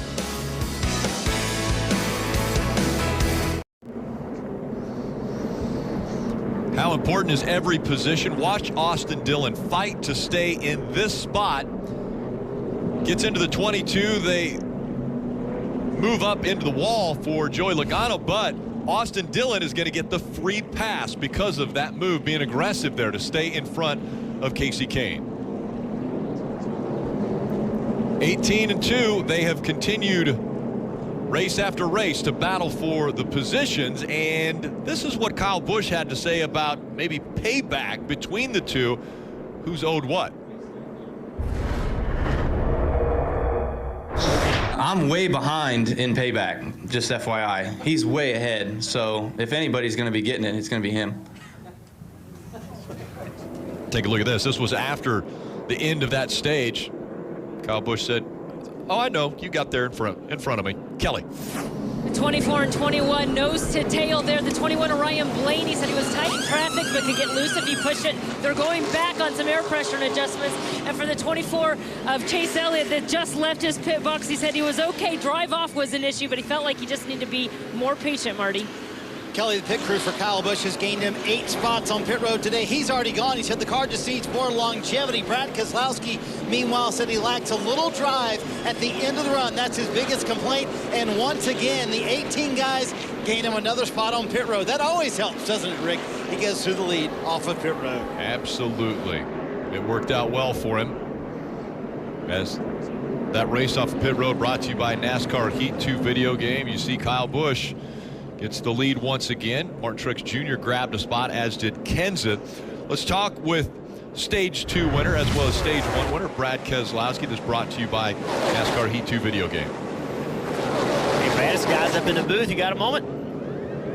Yes, sir, Jeff. What's going on? Well, what's going on is some aggressive racing. Tell us about it, man. It looks fun. Yeah, good old Martinsville short track here. Everybody wants to stand on the lead lap, and everybody wants to get every position you can in these stages. You know, you need those points. And to do the same here. Well, sure has been fun to watch, Brad. Good luck the rest of the day, bud. Thank you, Jeff. So he swept the 2 stages, but has lost the lead to Kyle Busch on pit road. We'll see the restart when we return. Right. Rick, if you've been coming to Martinsville since 1980, then you know the look of the green and white tow trucks here. Franklin's from down in South Boston. They work here, South Boston Speedway, Darlington. You know this look because Donnie Ellington, the owner, it was his father-in-law that started the business. They called him Chief. They've been coming here since 1980. And Jeff Burton, you're the one who reminded me what a great story is. Turns out these guys have pulled you off the wall a few times at South Boston, they told me, buddy. They may have pulled me out of a ditch or two in Halifax County, Virginia as a young driver. Oh, they work hard here, that's for sure. And once again, the field approaches the Geico restart zone here in Martinsville.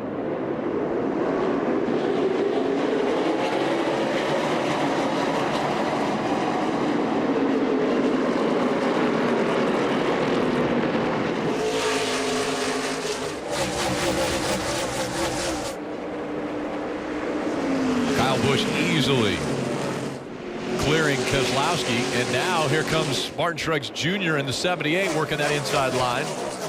78 Martin Truex Jr., not known as a short track racer. His numbers are nowhere near as impressive as they are at the mile-and-a-half tracks, but done a nice job all day. Just kind of hanging around that top 3, top 5, Rick. Logano trying to work that outside line. And that's interesting to say here at Martinsville. Yeah, it is. Trying to work that outside line. We've seen it many times work today. Keselowski is making it work. And how about the young drivers back there still running together? The 24, Chase Elliott, the 21, Ryan Blaney. They've been together all day long, but they had the kind of days that they need to have. Smooth, calm, uneventful days for these two drivers. And again, into this final stage, 226 laps to go. They will have to come to pit road for fuel. Tires they'll be screaming for as well. That pit went to over 150 laps though, Steve. Yeah, you can go 150 laps on fuel. We just saw about 121 lap green flag run, so we know the tires can make it that far, but as you mentioned, I'm not sure any drivers out there love the set of tires that were still in their race car, just worn out and very little grip.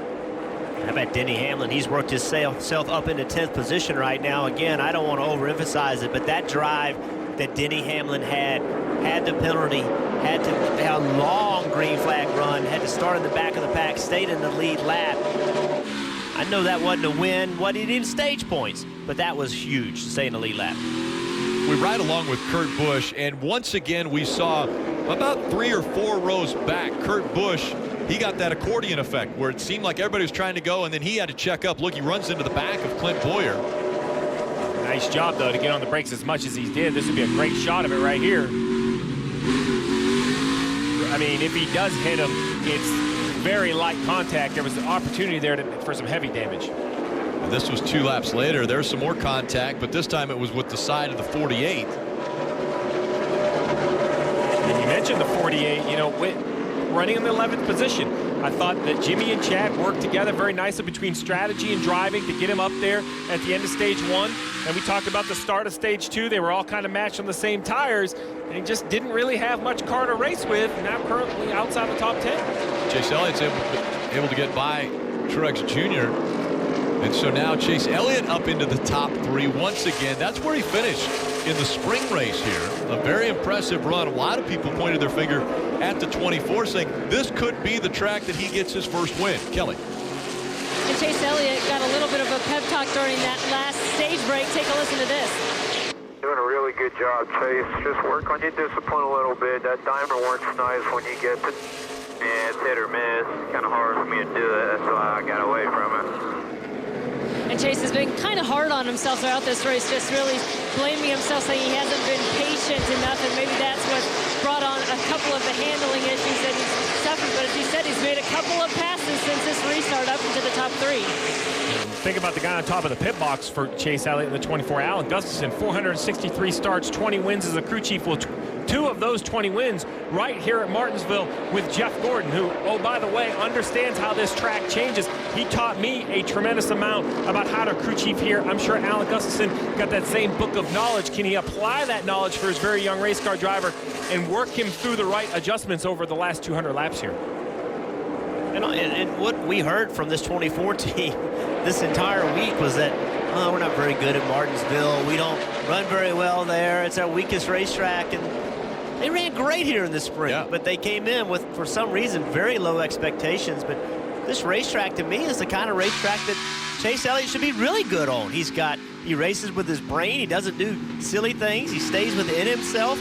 You have to manage 500 laps here. It's very difficult not to lose your temper, not to get in over your head.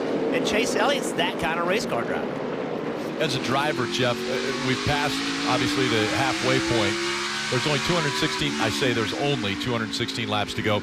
As a driver, do you ever get behind the wheel and just think, okay, we have to be close to the end of this race, and then look up and see on the scoreboard, oh, there's still 215 laps to go? Well, I think for a younger driver, I think that's the case. I think once you've got some races under your belt at Martinsville, you know the rhythm.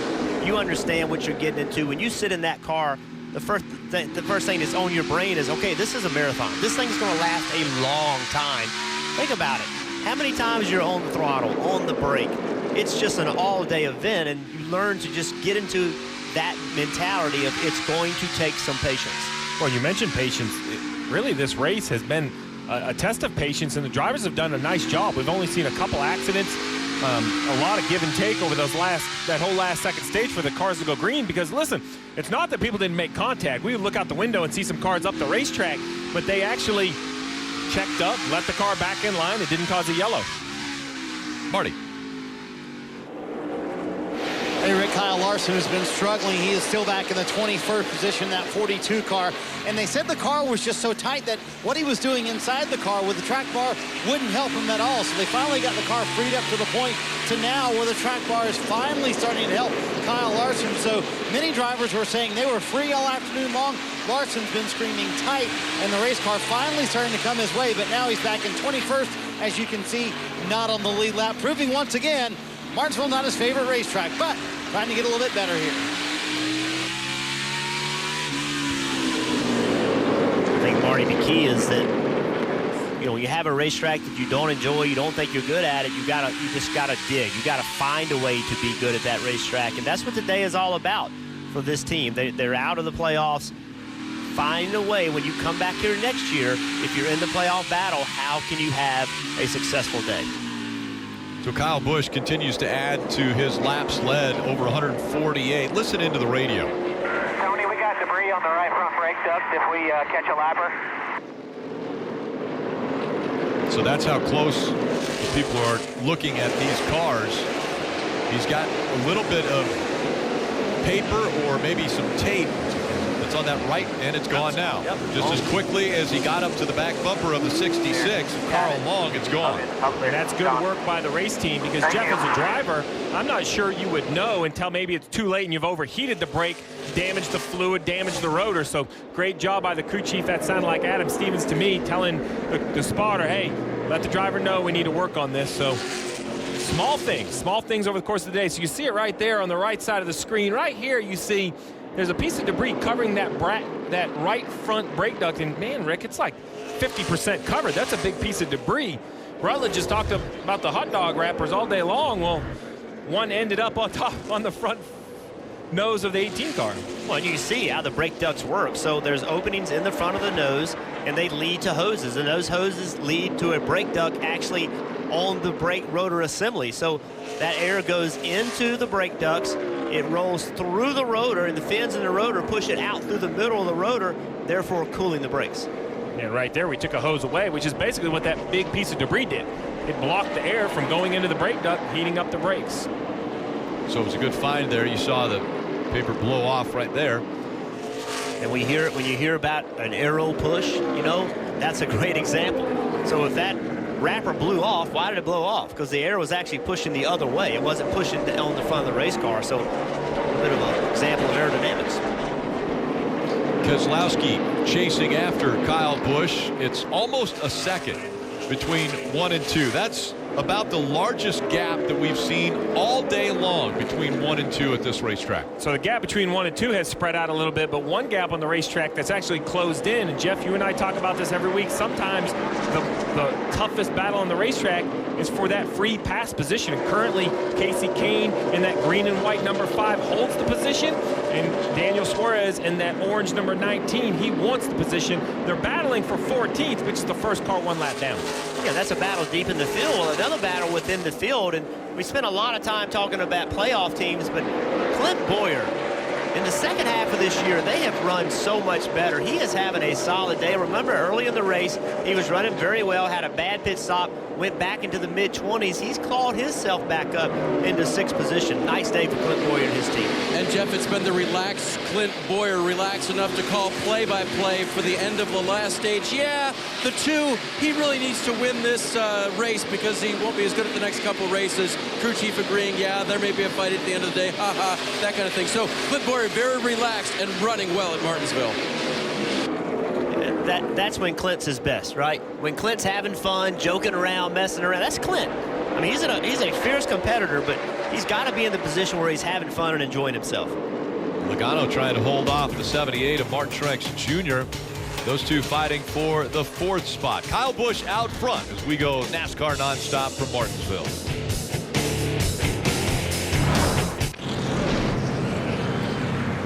Caution comes out for the 6th time at Martinsville. This time it's Kyle Larson.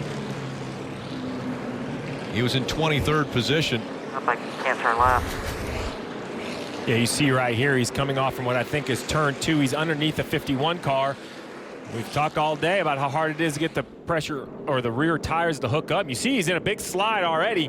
Continues to try to turn to stay off the 51 and basically spins himself out, really. You're going to see right here, it comes all the way around. It makes pretty heavy contact. When you talk about Martinsville, that's pretty heavy contact with the inside wall.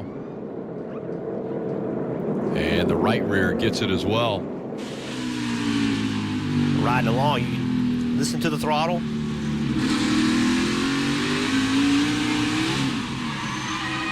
Just trying to throttle up. Rear tires didn't hook up. He stayed in the throttle and spun it around. So after an engine failure a week ago, now Kyle Larson heads to the ambulance. They'll take him to the infield care center. Looks like it'll be Casey Kane that will get the free pass. And because of where this accident is, you see the pit road commitment line just in front of the accident. Pit road is still closed. So Casey Kane getting the free pass will put 14 cars on the lead lap, but I really think 32 laps on these tires, all the leaders I expect to see on pit road. What about all those cars? We have a long list of cars 1 lap down. Suarez, Newman, Jones, Earnhardt Jr., and the list goes on from there. This might be their opportunity, Jeff, stay on the racetrack and try to gain a lap back by getting the wave around. You know, you hate to continue to try to race for that free pass. That's only 1 car per yellow. At some point, you have to do something to try to change your day. So the record backing up to the 42. Not the way Kyle Larson wanted his day to end this week either.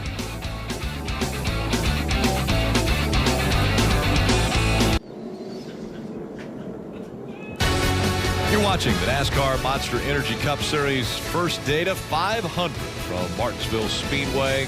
Kyle Busch still out front. Rut. Rick, you know, so much goes on the social media side. Our friends at NASCAR on NBC always cover that. Make sure you're following them. And one of the great things that they helped tell the story was the Wood brothers, because John Wood, that runs their account, found this 15-foot tall rooster, and he said, hey, if I get 2,000 retweets, I'm going to try to buy this. Then, of course, he had to ask his dad, by the way, can I get $1,000 to go buy this thing? And now you can see it over there in Stewart, Virginia. They've got it. It's a beautiful place. It's not a far drive at all from here in Martinsville. So if you're coming up for the race, you got to make sure you go over and see it. And look at that beautiful rooster, guys. I mean, you get history and social media awareness all in one spot. Plus, of course, you can see it on the hats they were selling, raising money for Victory Junction. A great cause, guys.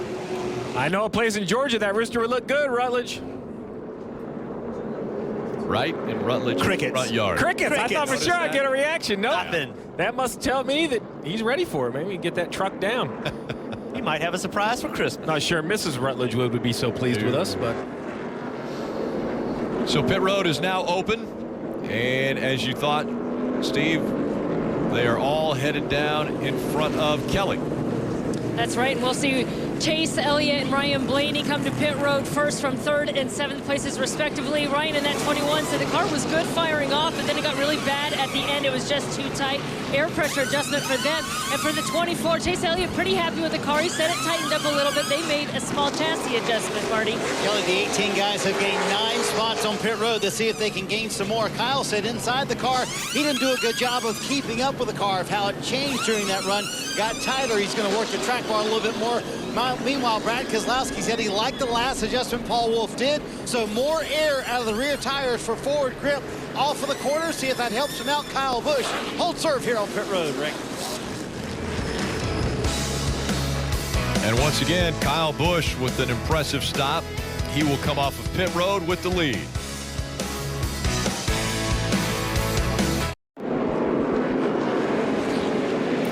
Getting ready for the restart here at Martinsville, but let's listen into the 2 radio from the previous restart. They are really jumble screwing the restart up behind us as far as the timing when the 18's going. Well, we've seen them. We've seen them stack up. We've seen contact between cars. If it continues, eventually someone's car is going to get damaged. You cannot keep running into each other without something bad happening. Kyle Busch on the inside, Brad Keselowski on the outside.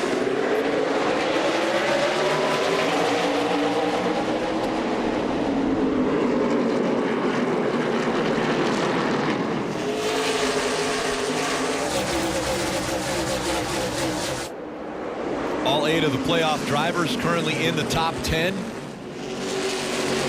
And Rick, as we thought, we had a whole bunch of cars take the wave around. There's now 24 cars in the lead lap, up from 14 just before this yellow. So a big change on how the lead lap cars look and how many there are. If you have a problem, you're going to lose way more spots.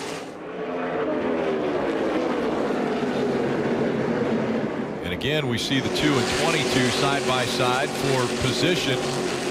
The 22 has cleared the 2 now. Here comes Chase Elliott in the 24, working on the 2 for that 3rd spot. I almost get the sense that as this race has moved on these last few restarts, has the outside been as good? I almost sense that it started to go away a little bit. And you got the 77 getting spun around off from turn 4 in front of everyone. Yeah, it bottles up there in turn 4. Eric Jones sideways. And left rear damage to the 77.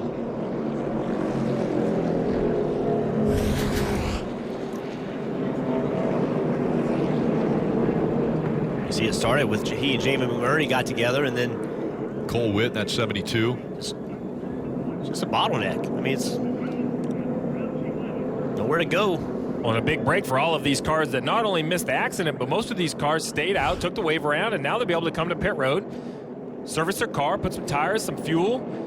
I mean, that changes the race for so many cars, as well as the 31, who he pitted, chose not to take the wave around. Well, he got the free pass. A lot of damage to the left rear quarter panel, which has the opening for fuel, which will be difficult for the 77 team. 7th caution has come out at Martinsville. Eric Jones was sideways in turn 4. Kyle Busch still out front.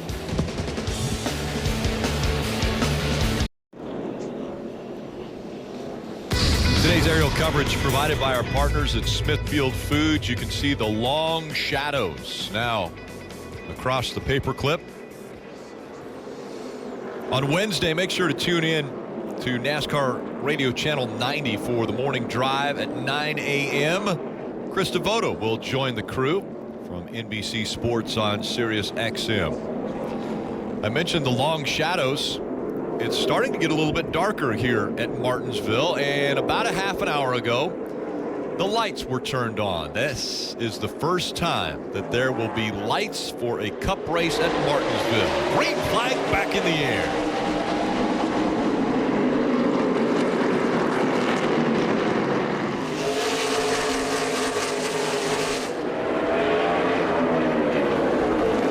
Joey Logano this time fighting on the outside to get by that 18 for the lead, but once again Kyle Busch is able to clear him, and now here comes the 24 fighting for the 2nd spot on the inside of the track. Chase Elliott now up to 2nd.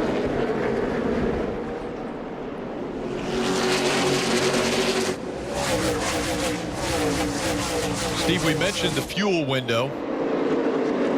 Over 150 laps, but probably under 160 laps. Around there, there's still 177 to go. They're still going to have to come to pit road at least one more time. Yeah, I don't think this is the type of track that you're going to want to start to save fuel. It's going to all be about trying to get your car handling right on the next pit stop, as we see Chase Elliott makes a move to the inside of the 18 for the lead. Looking for the top spot. Chase Elliott even goes up the racetrack a bit. The 18 moves out, trying to make sure there isn't any contact. I'm not sure if he moved out or got moved out, but I think it was the latter. Chase Elliott. He'll lead that lap, and he's in front of the 18. Now all of a sudden that bottom lane is turned into the preferred lane. A little bumping going on now between the 18 and 22. Fighting for that 2nd spot. 12 drivers have gotten their first career win right here, but it hadn't happened since 2001 and Ricky Craven. Chase Elliott is the only playoff driver without a career win. I said the inside lane was the preferred lane with Joey Logano just past Kyle Busch using that outside. I think Kyle Busch's car has gotten away from him a little bit. He does not look as good as he did the run before. We talked about this, Rick. The track will change. Well, now it's starting to shift. You just said the lights are coming on. The sun, the angle of the sun is changing. The color of the concrete is changing just because of the tires that have been running on it. So now the 18 has fallen back. The 24, who hasn't been a bad car inside the top 5, but now he's moved forward. And Steve, we mentioned a moment ago, too, Kyle said on the radio after the end of that last run, I didn't do a good job of keeping up with the racetrack as it changed. So, yes, track is changing as Brad Keselowski completes that pass. So, as we're winding down here in the final stage of this race, we have 171 to go, Steve. 3 sets of tires for all these leaders. So, that's getting a little dicey as well. You're going to have to manage that as a crew chief. Make sure you manage when you take on those tires, those final 3 sets. Yeah, and that can be very, very easy. If we have a lot of green, 1 or 2 yellows, yeah. It can be very, very difficult if we have a rash of yellows. Elliott out front, Logano running second. Keselowski, Kyle Busch, Truex Jr. in the top 5. Then it's Blaney, Harvick, Boyer, Kurt Busch, and Johnson in the top 10. Kenseth is 11th. Denny Hamlin back to 12. Austin Dillon, Casey Kane, and Dale Earnhardt Jr. all in the top 15.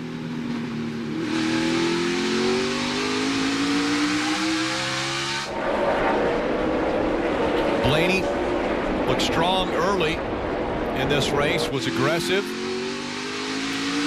but now running back in the 6th spot.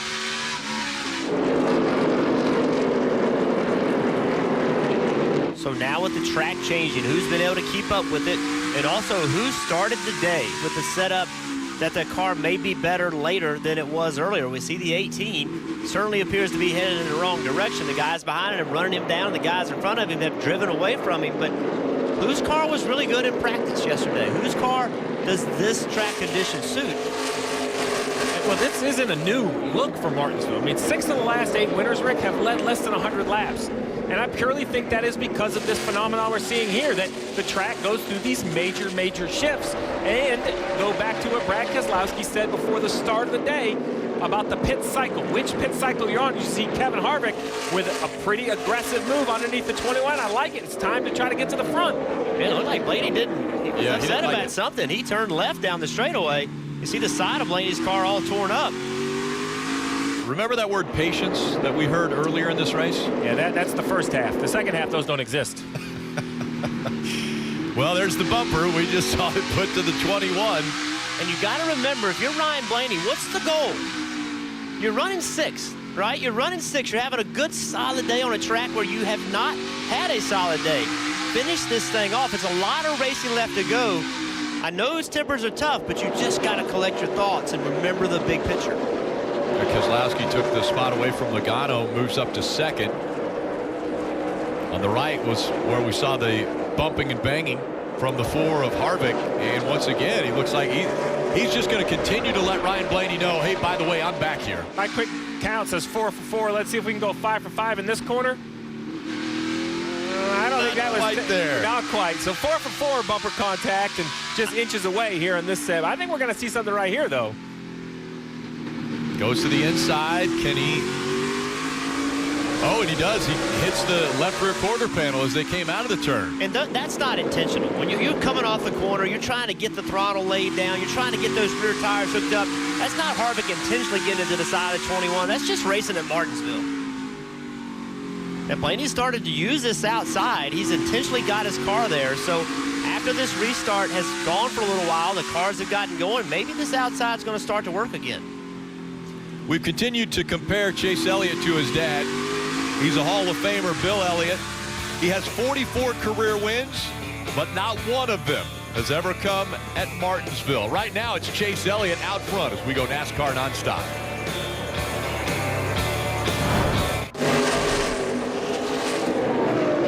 You just saw the contact in NASCAR nonstop. The 4 got into the side of the 21, slid him a little bit sideways, and then completed the pass. So the 4 of Kevin Harvick has moved ahead of Ryan Blaney. And while that move took place, Clint Boyer took advantage of it and went with him. Listening to Harvick's radio. I was about to say, just tell him that the right front fender is really, really close to his tire now. Probably can't take another hit next time. So we heard that was Rodney Childers saying the right front fender might be a little bit close to the tire. Like, don't give us tire rub. That's one thing we don't want to end up having right now. That was before he moved him over and made the pass, Rick, by the way.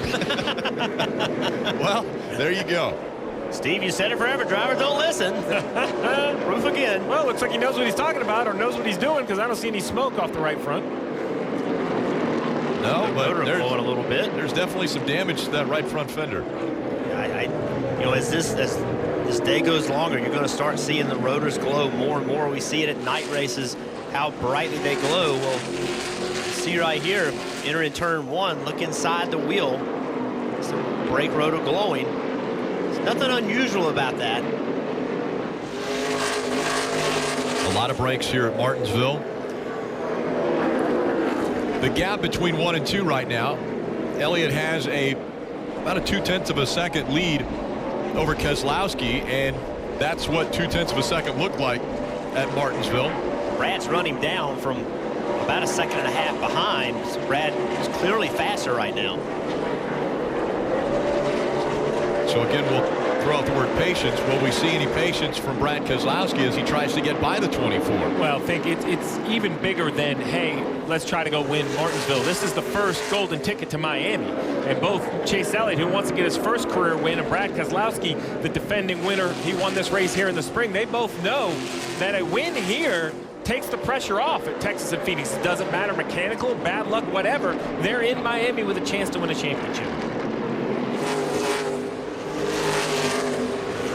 Playoff drivers, 8 of them, all with an opportunity still at the title. They set their goals at the beginning of the season, and that trophy at the end of the season was the #1 goal, especially for these 8 drivers that are still fighting for it. Kelly? Yeah, Chase Elliott still looking for his first win, but it was when he got passed for the lead at Dover a few weeks ago that his crew chief Alan Gustin said got him a little bit ticked off, and now the mild-mannered driver a little bit edgier. He says he's definitely been more aggressive since then, something he really likes to see out of the young Chase Elliott. Marty? Kelly, we've talked about the must-win for Brad Keselowski, now stalking Chase Elliott for the lead late here at Martinsville. This is the same car that Brad won with here in the spring, and that car has not been on the racetrack since then. Paul Wolfe built this car for Martinsville. It's sitting in the corner of the shop at Team Penske and hasn't run since then. He wanted a little bit more of that last adjustment on this stop to give him more forward bite from the center of the corner off, especially late in the run. We'll see if that pays off for Brad Keselowski and gets him back to the lead. And we've seen this all day. There's been a few instances where 1 and 2 weren't right next to each other, but for the most part, they've been battling the entire day around this racetrack. It's been different players. It's been Kyle Busch. It's been Brad Keselowski. Different drivers have been up front. Joey Logano. Now it's Chase Elliott trying to hold off Brad Keselowski, but for the most part, we've always seen Brad Keselowski fighting toward the end of a stage or a long run to get up front and get the lead. And once again, it seems like the long-run car of Keselowski has been very competitive once they get 50, 60, 70 laps into a run. Yeah, the team that I'm a little surprised about is 48 of Jimmy Johnson. You can see he's running 13th with a lot of pressure from Dale Earnhardt Jr. to try to take that spot. And, you know, they used really good strategy early in the race to have a good finish in the first stage, but they have not had the pace that you've come to expect from a 9-time winner at Martinsville. Caution has come out. The 38 involved. Could be more, as that's in turn 2. Also the 34. So Landon Castle and David Reagan in turn 2 bring out the 8th caution of the day. David Reagan in the 38 was in position to get the free pass, but he had to stop because of the accident. I don't know if he'll still get it. Well, the 13 and 38 got together, and the 34 was the victim of their contact. Landon Castle really, he was completely out of the way and got spun around because of the contact of the other 2 cars.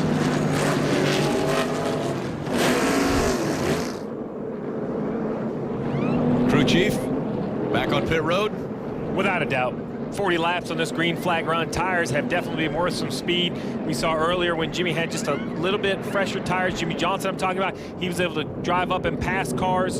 So I think with 40 laps in this set, you have to come get tires. But these decisions become more difficult with 24 cars on the lead lap. You know, if the field just splits, you're going to give up a ton of track position. So sometimes the right call mathematically or the right call for your car becomes the wrong call just because of what everybody else does. And that's going to become more and more difficult as we get into the last 100 laps of this race. 138 laps remain here at Martinsville. Sunday nights, well, is football night. Antonio Brown and the Steelers are going to visit the Motor City to face Matthew Stafford and the Lions. Mike Tirico and Dan Patrick host Football Night in America. That's tonight, 7 Eastern, only on NBC. You need a good pit stop, Rick, but maybe even more important than that, you need to get the right adjustment. Kelly. And we'll see Chase Elliott and Ryan Blaney come to pit road first. Ryan Blaney said, it feels like I've run about 100 miles on my right rear tire. I don't know what it's doing. So they're going to make an air pressure adjustment. They also got to work on a little bit of fender damage there on that 21 car. As for Chase Elliott, well, he said that his 24 car fired off a little bit better towards the end. He was losing a little bit of drive off. 4 tires and fuel, Marty. Kelly, you've talked about how strong the 18 team has been on pit road all day long, collectively gaining Kyle Busch 9 spots. We'll see if they can gain a little bit more here. He said it's way too tight. Doesn't matter what I do, I can't make the car any better. Just 2 sets of tires left for all these lead cars with about 130 to go when they get to the green. Brad Keselowski, though, will win the race off pit road. He said it was a little bit freer, but don't make any adjustments to it, Rick. Amazingly, Brad Keselowski has beat Kyle Busch off of pit road. And so it's Keselowski now with the upper hand for the next restart.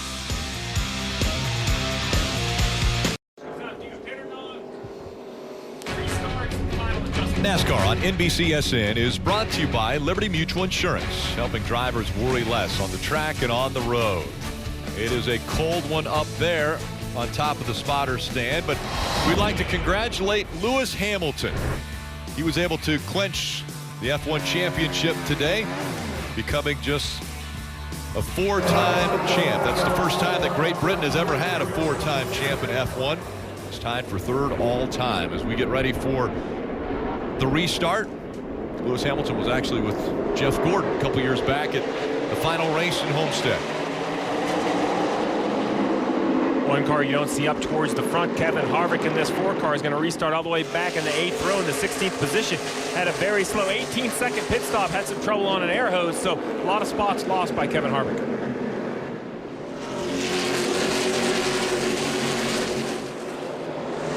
Truex Jr. back up into the hunt as he runs 2nd behind Keselowski. He mentioned spots lost with a 24 car. They lost two spots on pit road, came in with the lead and came out 3rd. So now on this restart, he's falling back to 4th. So what a quick change of events, you know, go from leading the race to running 4th in a few minutes. And how about Denny Hamlin? How about that drive? Now racing Bowyer for 5th. Kelly. At 5 Martinsville wins for Denny Hamlin, who was asked about his success. He believes that there's just one way around this track to be successful. The only problem is that several guys now have figured out what that one way is for Denny. Hey, one other quick note. You saw that shot of the spotters. Well, his spotter, Chris Lambert, celebrating his 43rd birthday today. He would like nothing better than a grandfather clock, and crew chief Mike Wheeler promised to buy him one for his birthday should they get to victory lane. That's a pretty impressive birthday gift if he's able to finish that out. It'd be the 6th time that Denny Hamlin will be able to win here at Martinsville, as we see the 24 now sliding underneath the 18. That's for that 3rd spot. This 18 just does not have the race car that he had earlier in this race. This is not making speed to the center of the corner. But the 24 again looks impressive. Here comes Joey Logano. He looks to the inside of Denny Hamlin.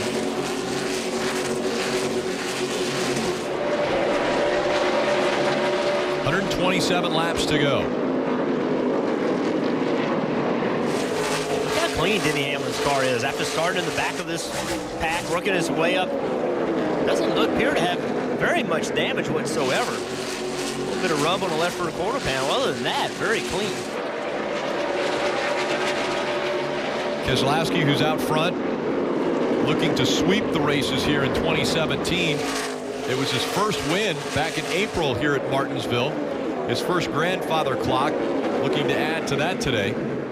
Well, and 3 other drivers that have had good recoveries right here behind. We see Matt Kenseth in the 20, Dale Jr. in the 88, Daniel Suarez in the 19 is currently in the 10th position. Right behind him, Ricky Stenhouse Jr. in 11th. So here we are, riding on board with Dale Earnhardt Jr., who has battled his way into the top 10 in the 9th position.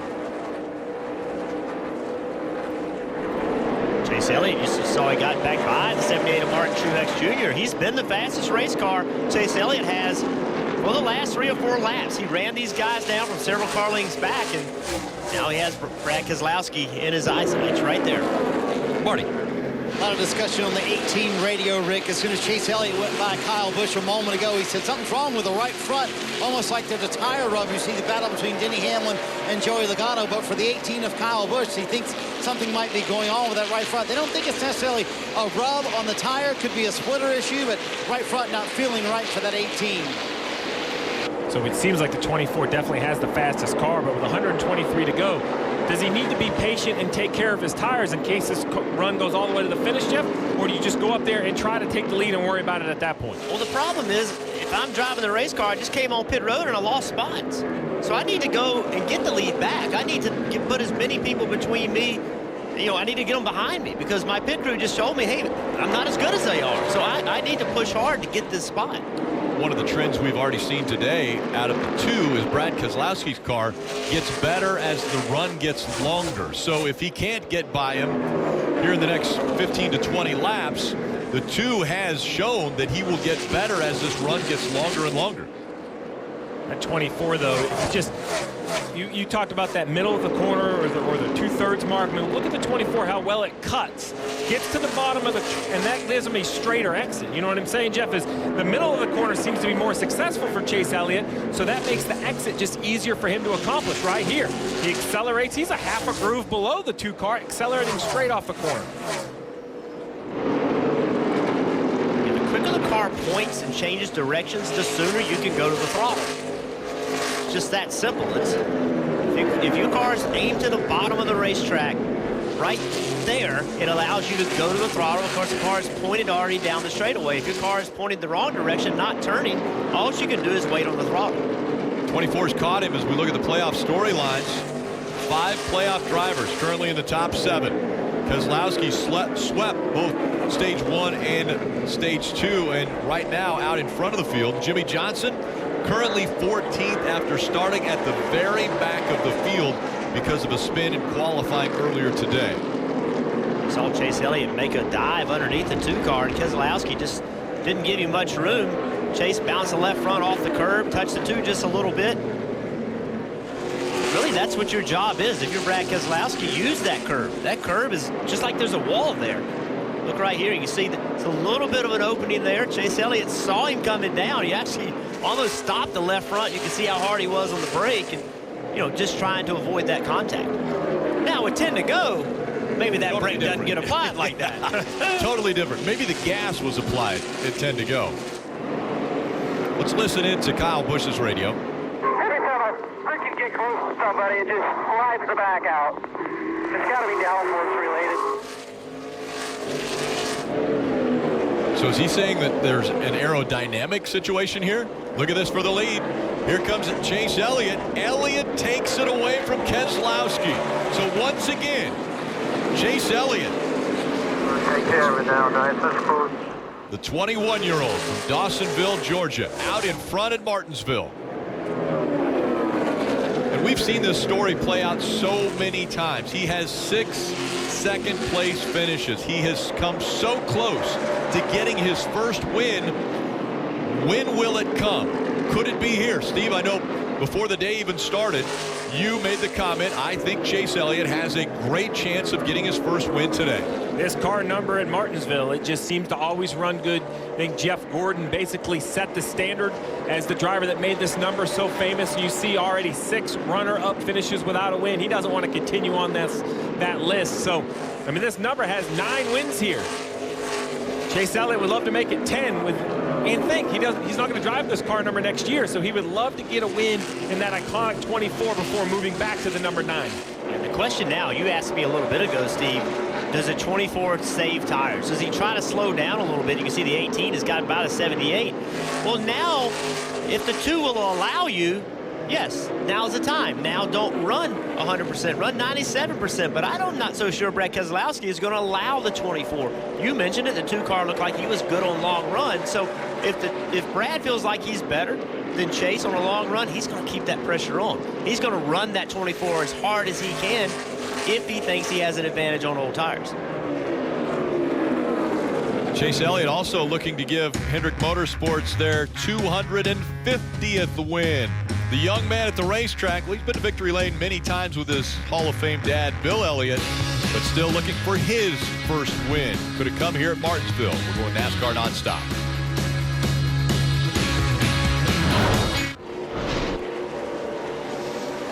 Chase Elliott leads the Monster Energy Cup Series first data 500 from Martinsville Speedway. And the gap stays the same between the 24 and the 2, but the 48 continues to go the wrong direction. He's currently running 18th.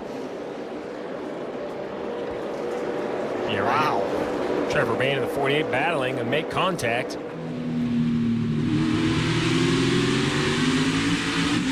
Still there, door, quarter, inside. That's inside heavy again. contact. Dave. Jimmy's first question was, did I hit him or he hit me? And they kind of said, well, he hit you. That's trying to help your driver out a little bit. But that car right now, Jimmy's rated it and said the right front just will not turn at all, and I've lost drive off. So based on the car wasn't bad earlier, now I think it's quite a bit worse. I want to take a look at the Ram Guts and Glory. Well, I'm going to ask, if the caution comes out, do you pit again? Do you pit, give that track position to get new tires, or do you stay out? And then restarts. We always know restarts are so important. Who is going to get the good restart when it counts? Yeah, we knew the track was going to change. Well, now the sun is setting. Is it going to change again? So if you do pit, what adjustments do you give your driver? Inside 100 to go, what do you need for a little bit shorter run? Is this something you need different to try to go win this race? So that first point there, you mentioned, do you pit? With just under 100 laps to go, you've got a fresh set of Goodyear tires on pit road. You have to come get those, don't you? Absolutely. I think there's no doubt these Goodyear tires are very good for racing and good for putting rubber on the racetrack. But like a good tire does, it slows down over the run. So you're going to want fresh rubber if the caution comes out. Let's go through the field, brought to you by Hardee's. And Rick will start with Chase Elliott there at the front of the field, who's approaching 60 laps led in this race. But the team's really downplayed their abilities here this weekend. When I talked to crew chief Alan Gustafson, though, he said, I don't really think that Chase has struggled at Martinsville any more than any other young driver. It's just that so many comparisons are being made to Jeff Gordon, who, of course, raced his car ahead of him and had so much success. Chase Elliott looking for his first career win. No more fitting place than here at Martinsville, Marty. Kelly, now under 100 to go here at Martinsville, and Brad Keselowski has obviously won a championship before, but since NASCAR changed the format to an elimination format, he has never made the championship 4. If he can get by Chase Elliott, he would give himself a ticket to Miami. No, nothing on the radio so far from Brad during this run. Kyle Busch is sitting back there in 30s, led the most laps today, but you heard a moment ago, when he gets behind someone, just slides the rear into the car for the 18. He won Saturday as an owner. He would love to win Sunday as a driver. What a great race for Martin Truex Jr. It's been a fantastic season for the 78, where we talked about his struggles on the short track. He's never won on a short track today. Solidly in the top 5 all day long. An impressive run for that 78, Dave. Good looking top 5 for Clint Boyer too, Marty. And I talked to Mike Bugaravich, his crew chief, this morning about his skills here. He said taking care of the car is among his best. He's done that all day, Marty. And of course, Joey Logano would love to get the win this afternoon at Martinsville, but he would love a top 5 as well. Only 4 of those since his win at Richmond earlier this year. He's led 59 laps here this afternoon, struggling with a race car that's a little bit too tight, Kelly. Earlier this weekend, Denny Hamlin was asked if he had kind of crunched the numbers to see what it would take to advance to the next round. He said, yeah, he had. He thinks it's somewhere in 40-plus points per race. But he also said, look, last year I averaged a 6th place finish. And that round, and that wasn't good enough. He's running 7th now, Marty. Right behind him, 2 other Joe Gibbs Racing drivers. Matt Kenseth impressively in 8th. He's been in the top 10 all day long after being eliminated from the playoffs last week at Kansas. But how about his young teammate Daniel Suarez in 9th? He took the wave around earlier, took on a fresh set of Goodyear tires. He's been able to drive his way up into the top 10. This young man just keeps getting better every week, Kelly. Well, I asked crew chief Jeremy Bolins on the 21 car if he had done the math for how they could advance on points. He said, no, absolutely not. I think it's a distraction and a waste of time. We all know the scenario. The scenario for him right now is that if Chase Elliott wins, it becomes that much more difficult for this 21 car to advance on points, Dave. So with all the contact Kevin Harvick had with the 21, there's a little bit more. He wanted to spend no time on the right front tire because he didn't smell any tire rub. Instead, the problem they had did involve a hose, but it was the jack man getting his foot caught in when he came around the car. That's why there was a slow pit stop. Kevin now working his way back up toward the top 10. Speaking of top 10s, how about Ricky Stenhouse Jr. trying to get another one? He had one here in the spring, and he's working his way toward that as well. And Dale Earnhardt Jr. earlier today took the wave around. The caution came out at the right time. He was able to get the car around, get on the same tire strategy with everybody else, and that helmet cam has been doing better late. Rick? Dale Earnhardt Jr. with the Gray Ghost paint scheme.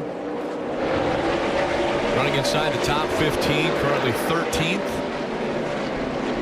86 laps to go as we ride along and get a look out the windshield of the 88. Dale Earnhardt Jr. making his final start here at Martinsville.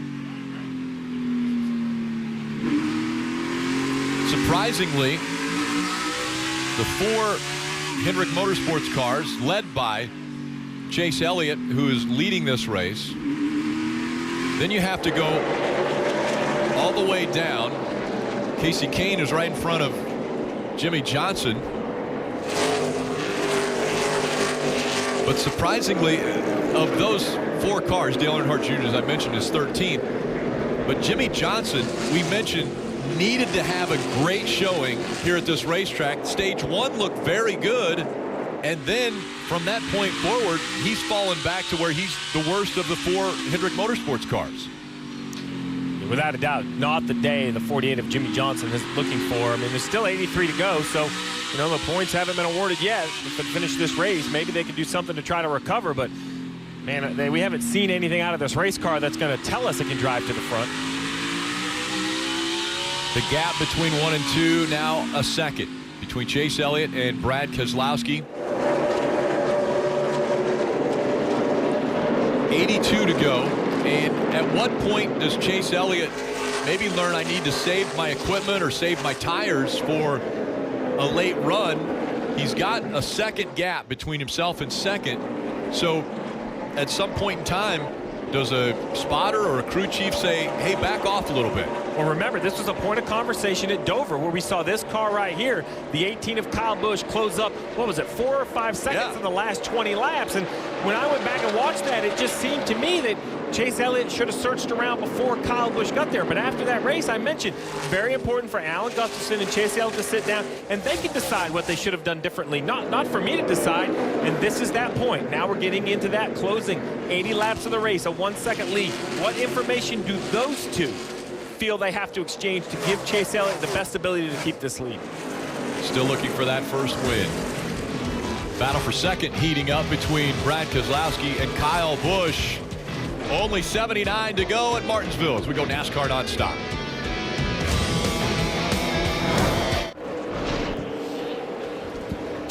You're watching Monster Energy Cup Series racing from Martinsville Speedway. Only 71 laps to go. Chase Elliott out front has a 1.2-second lead over Brad Keselowski. Kevin Harvick running in the 12th spot. See, the 17's gotten in front of the 4 car. Well, here's how it happened. The 4 getting to the back of the 21. We've seen these two race. Again. Yeah, the 21 just, we saw that earlier with somebody else, just kind of brake checked.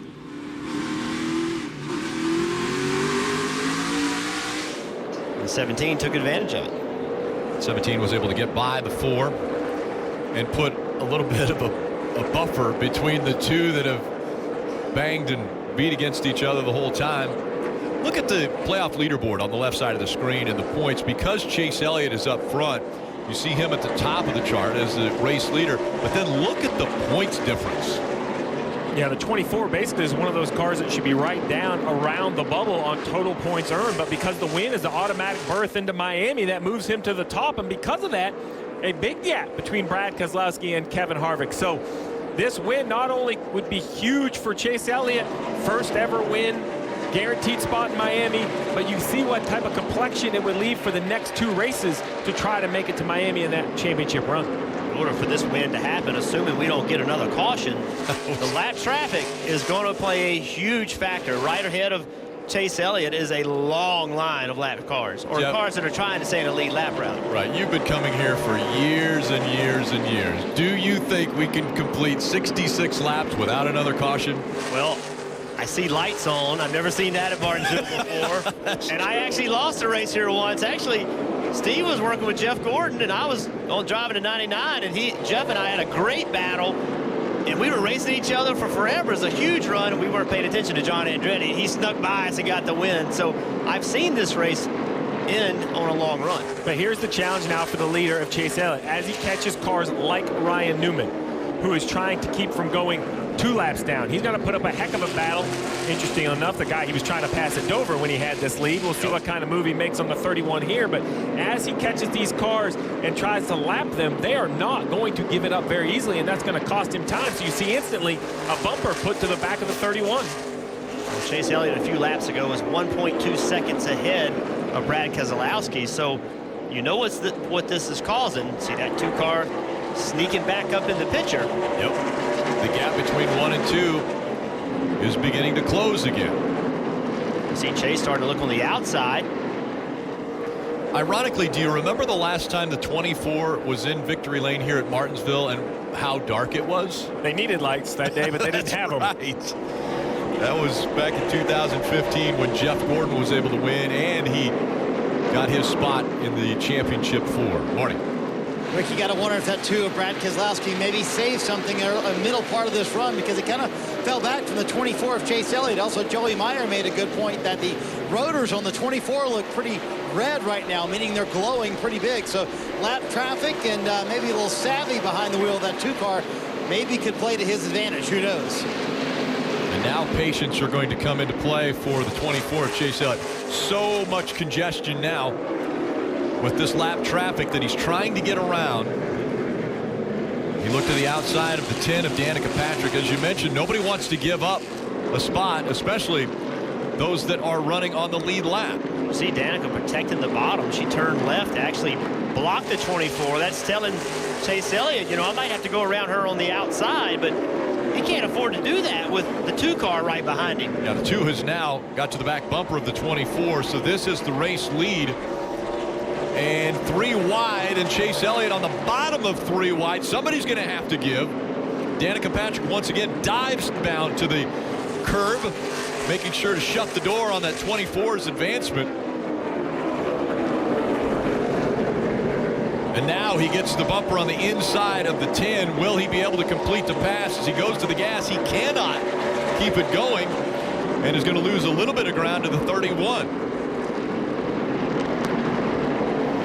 So Chase Elliott in the 24 with 58 laps to go, searching for his first win. Brad Keselowski, the veteran, a champion already, is trying to pounce whenever the door opens up. And you mentioned it earlier, 1.2 second lead evaporated not only to the 2 of Brad Keselowski, but right behind him, the 18 of Kyle Busch. This traffic wreaking havoc on the 24 of Chase Elliott. Now, this time Danica runs that second line. And Chase not able to take advantage of it again. But this time, the 31 is the gap between. Oh, and a little bit of a bobble there by the 24. Chase got way loose on corner entry. He had to chase it up the racetrack. That opened the door for the 2 of Keselowski. And Brad drove it in there, and it made a little bit of contact. But it all started because Chase got loose on corner entry. That is something I don't like to see, Steve. Late on a run, run old tires, hot brakes, when that back of that car starts coming around on you, that's not going to get better. Now he has a tire rub. We got smoke coming out of the back of the 24. That tire rub, you see the left rear fender. And that starts to rub. Oh, now what do you do? Got the left rear tire rub here. Yeah, I'm watching it. So feel clear up. It's not getting better. How damaging could that be, Steve? If it's on the sidewall, worse? Well, you start to see the sidewall. Looks like it's starting to get shiny, which would be the concern. That on the sidewall isn't a problem. If it's up near the tread, right when the sidewall meets the tread, that's the absolute thinnest part of the tire. It won't last there very long. As it continues to smoke, tells me it's continuing to wear and rub, and perhaps Clear it up a little bit. you heard Crew Chief Alan Gustafson wisely saying, hey, move that track bar. The angle of the track bar will move that rear end housing to the right, away from that quarter panel a little bit. Hey, but unfortunately, that's going to hurt whichever direction you go. Obviously, Chase had it where he wanted it, so it's going to hurt the handling of this 24 car. Yeah, so what started all of this, see Chase Elliott, he's trying to push to get by the 10 car, drives in the corner, and right now he gets very loose. That tells me there's a little bit of rear wheel hop for it to get that loose that soon. And my concern, see right there? My concern is that that won't get better. Then the 2 car gets in the side of the 24. 24 just slowed so far, but slowed down so much because he just had to regain control. And that's what a driver wants to see, right, Jeff? Brad Keselowski now saw a weakness. I need to put the pressure on, because if I can get him to wheel hop one more time, maybe I can be there to capitalize. So it took him quite a few laps, but the 24 of Chase Elliott has been able to clear the 10. Now sets his sights on the 5 of Casey Kane. Will a teammate make it a little easier for him, or is Casey Kane going to fight for this spot? And that question is answered as he goes up to that second groove. Yeah, Casey Kane did, but what's Jimmy Johnson going to do? Jimmy Johnson's still in the playoff picture as well. Casey Kane can be a nice teammate, but Jeff, I don't see how Jimmy Johnson possibly can pull over at this point. I don't either, but I'm still concerned about this tire rub. I'm still seeing smoke off that left rear of the 24 car. Under 50 laps to go. It's gotten better, but you still see a little bit of smoke. Coming up on Reed Sorensen in that 15, he'll go by him. But as you mentioned, now Jimmy Johnson on the lead lap and in the playoffs. See right there? Yeah, still right in the middle of the corner. Jimmy Johnson just no fight whatsoever. See, that's still smoking. That just concerns me, Steve. At some point, that tire cannot continue to take that. Well, currently 85 laps in this green flag run. The longest run today was 122 laps. And who, by the way, benefited? The 2 of Brad Keselowski. Remember, he passed Kyle Busch in the closing laps of that stage. So, as you mentioned, Rick, with 47 to go, if this runs green, this will be the longest green flag run today. You have to ask yourself, does that favor the 2? Will his car continue to get better? Although Chase now has pulled up not only a little gap on Brad Keselowski, but now Brad has pressure from the 18 of Kyle Busch. Will the tire hold out? That will be the big question for the 24 right now if a caution doesn't come out. Marty? And Rick, just think about who's in front of Brad Keselowski. Casey Kane, Jimmy Johnson, teammates of Chase Elliott. I think they're going to make it hard on him. Here goes Kyle Busch looking for second. He said a moment ago, this is all I've got. Loose on entry, loose on exit. But it looks like he's going to get second here from Keselowski, Rick. A little bit of contact there as they went through the turn. Yeah, Racing Nice right now is out the window. They're going for spots. And these 2 are going to go door to door once again as they dive into the turn. 2 is able to continue to hang on to that outside. Eventually you'll see the 18 car not be on the bottom of the racetrack in the middle of the corner. He'll just run Keselowski out of the line and take that spot. Well, Chase Elliott is loving to hear this. I'm sure he's probably not looking in his mirror that much, but he is just gapping himself now. 1.6 seconds, and we have a yellow on the racetrack. Caution has come out. The 66 of Carl Long up in turn 2. With the brake. 43 laps to go. Crew chief? Oh, you pit. There's no doubt. You must have new tires. On the lead lap? Yes, everyone on the lead lap. There's 16 cars. Everybody will come to pit road. But remember, last time, the 24 lost 2 spots. The 18 of Kyle Busch currently in second. Their pit crew has been outstanding today. Remember the decision Joe Gibbs Racing made at the beginning of the playoffs. Very controversial. We're going to swap pit crews. Take the 19 pit crew, give them to Kyle Busch. A little bit of a rocky start, Yeah, but they Chicago. stuck with him, they supported him, and they have been outstanding today. This is the moment they could justify that entire decision. Give Kyle Busch the lead, give him the golden ticket to Miami. That decision weeks ago could pay off today. Does the 24 take extra time to pull the left rear quarter panel out? Or do they feel like it's clear enough? You see Carl Long around as he came in the screen, but that's a question I don't know how to answer. I don't know what to do in that situation. Jimmy Johnson, by the way, got the free pass, but hard impact for Carl Long.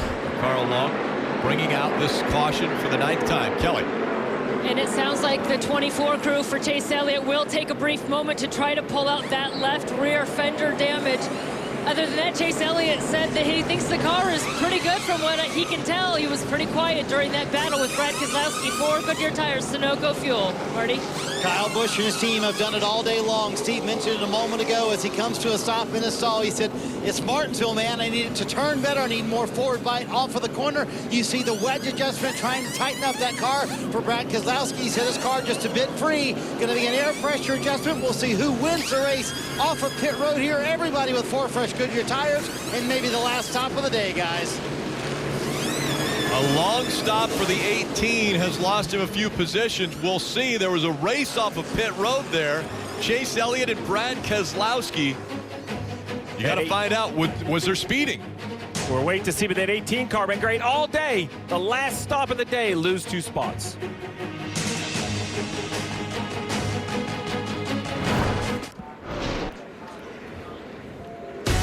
Under 38 laps remain. The Monster Energy Cup Series first day to 500 from Martinsville Speedway. Under the lights for the first time in the Monster Energy Cup Series at this racetrack. Check out the leadership on the 24 car. They knew they had a tire rub. They felt like they needed to take care of it. So the rule is you can only have so many men on the wall. So watch what they did. The dump can, the fuel can man, he goes over first, pulls on the left rear quarter panel. Then he turns around, gets the fuel, fuels the car. Great call by the 24 team. Look at how close it was. Keselowski about a foot behind Chase Elliott when they went across the line. Yeah, they've excited Alan Gustafson, but now lane choice was a big conversation up here. The 24 has chosen the bottom, Rick. And the history of restarts for the 24. This one's a great one.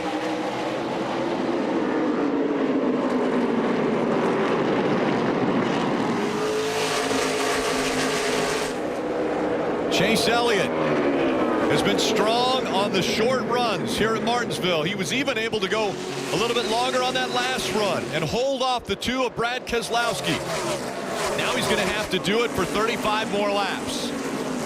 And the difference here, Rick, is the crew chiefs knew it was going to be a short run. So what did they do? Did they change air pressure or chassis? You always talk, Jeff, how bad they drive on low air pressure. They can make changes to help that, knowing they only have to go 30-something laps. Chase Elliott's got slow in the middle of the corner right there. Keselowski ran him down in one corner. Chase could not hold the bottom. Keselowski into the back of the 24. Bumper into the back of the 24 by Brad. Good battle back there for third behind these two. The 22 of Logano holding off the 18, and once again contact made. Keselowski into the back of the 24.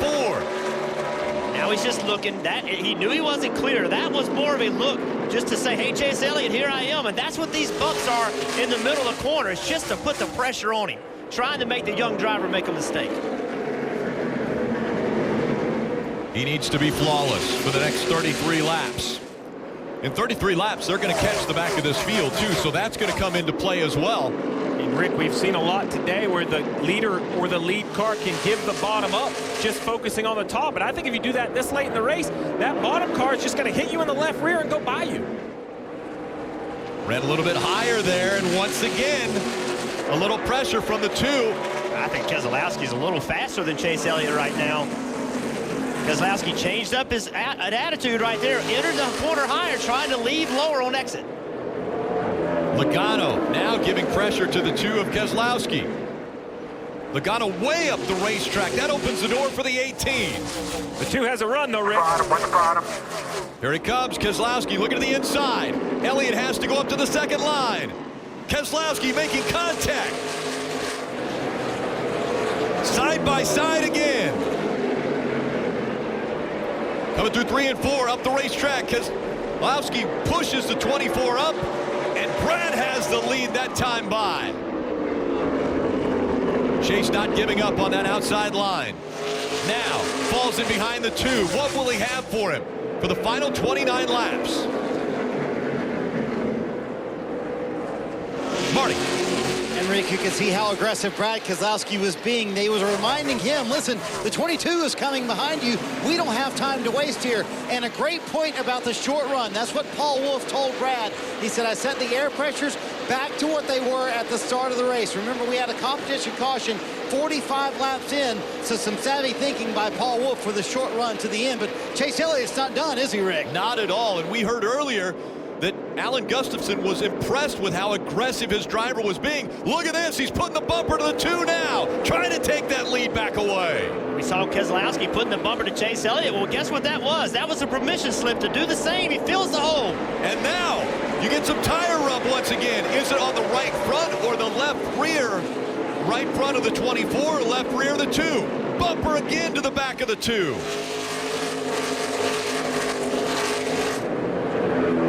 How hungry is Chase Elliott? He wants that first win so bad. Chase Elliott's got a difficult situation because he has Joey Logano behind him. So Chase Elliott really can't change his lane. He can't go in the high lane and try to turn underneath Keselowski, because if he opens the door for Logano, he's going to take it. Kelly. And Alan Gustafson loves to see this aggression out of his driver, Chase Elliott. He says he's become a bit edgier as of late. Well, Chase came over the radio a couple of laps ago to say that he was just way too tight. Alan reminded him to use that track bar, use his tools inside the cockpit, and they said, hey, you got plenty of time to go to get him back. Rick, it was well documented. The 2 of Brad Keselowski said Talladega in the round before this was a must-win. When they went there, they did it. They advanced to the round of 8. Coming to Martinsville, the 2 said this is a must-win. We don't feel we can do it at Texas or Phoenix, and here he is again, 23 to go, leading under the lights at Martinsville.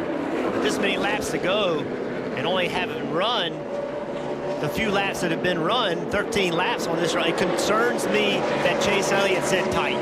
That concerns me because that problem normally only gets worse. You can keep running that track bar up in the air, but it can only do so much. I don't like hearing that he's tight. There's only so much he can do. You mentioned that he could change his line if he didn't have as much pressure from the 22. Well, now there's a couple car lengths between the 24 and the 22, or at least 2 car lengths now. Does that give him a little more freedom to try to choose a different line? 100%, and that's what he has to be trying to do, and he will be. The problem with a tight race car, the reason I said I didn't like it is because I talked about earlier in the race how the car that points the quickest and changes direction the quickest, that's the guy that can go in the throttle the soonest. Well, if you can't get the car pointed, you have to wait on the throttle. You have no choice. And you can see the 22 Logano, now he's putting pressure because the 24 Chase Elliott is just not rolling the middle of the corner. And Rick, look what this change in the lead has done to the playoff picture. The 2 is now the leader. He is in. He looks like he's going to make it to Miami with this win if he's able to hold on. And now the 24 all the way down to only 4 points above the cut line. And remember, that used to be 35 points that separated the 2 on the cut line. Now it's just 4 points. And again, we're guaranteeing that one driver will get into the championship 4 based upon points. But right now, Chase Elliott, you have come so close to winning several races, and it just hasn't worked out. But you have to assume that that race with the 22 is for the win. That has to be your mindset, is race that 22 like that is going to be the win, because you never know what's going to happen in these races. You might catch the 2-car in lap traffic. The 2-car might have a tire going down, something. You got to continue the fight against the 22. Well, yeah, definitely remember the fact that there was contact made between the right front of the 24 and the left rear of the 2. Maybe that splitter cut the 2. We've seen a left rear go down. Jamie McMurray knows exactly how that is. If there is some damage to that sidewall of the tire, potentially it could go down. And as you mentioned, this could be the race for the lead. And the battle behind these guys with the playoff cars is unreal. You have Kyle Busch, Denny Hamlin, Martin Truex Jr., and Ryan Blaney, all nose to tail and running inside the top 7. What a great battle it has been all afternoon long here at Martinsville. And now the fight for second between Joey Logano and Chase Elliott, as about 0.8 of a second separate Keselowski and Elliott. Once that contact was made, and Brad Keselowski was able to get by. It seems as though something with the 24 just isn't as good as it was the last run and the few laps that were run after the restart this last time. Marty. Hey, Rick, you know, Jeff has always said that he never thought drivers could drive harder than they did when he was behind the wheel. But in this elimination format, Jeff, I think you'll agree, we have seen drivers rise to the occasion. We've seen Kevin Harvick win at Phoenix and win at Dover. Brad Keselowski win at Talladega. And while this was not a must-win for the 2 team, if they can hold on for 13 more laps in a crazy battle back there for 3rd, it will be a win that they did need. And they proved once again, when they said they needed to do it, they could do it. Big contact right there. The 18 trying to force his way in, got into the 22. Those 2 got sideways. A lot of smoke coming out of the back of the 22 now. And this left rear tire could affect the whole field. If it goes flat and the 22 spins out, the yellow will come out and decisions will have to be made. The gap between 1 and 2 is 1.4 seconds now. Keselowski has that big of a lead. Now the 11 all over the back bumper of the 22, trying to take advantage of a wounded Joey Logano. And how about the 11? What a recovery. Jeff, you talked about earlier in the race. He was battling the 22, the 2, and the 18 to stay on the lead lap, and here he is passing for the 3rd position. Denny Hamlin fighting his way back up into the top 3. This left rear tire on the 22 could be very costly to Brad Keselowski. If that tire goes flat, that lead of Brad Keselowski's will evaporate. Under 10 laps to go. Smoke still coming out of the 22. How long will that tire last? Now, Martin Truex Jr. is going to get by him. Yeah, the way he's falling back, I'm not so sure it's not got a little bit of air coming out of it now. He has lost a lot of speed. Remember, he was battling for position, and now he just cannot keep the guys behind him. There it is. And around goes the 22. Caution comes out. Under 9 laps to go at Martinsville, and there'll be a restart.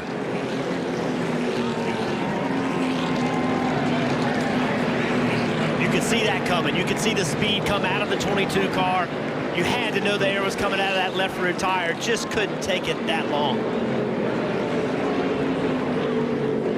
Look back at how this happened. Yeah, so the first incident that started this was just really hard racing. The 24 car up the racetrack.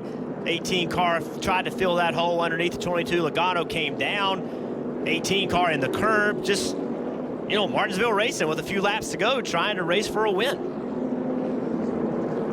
And then you see Blaney, one of our playoff contenders, right behind Logano. Look at that. The door just opened for Blaney to slide through. Pit road will be open the next time by. So now, Rick, it's all down to decisions for the crew chiefs. There are 22 cars on the lead lap.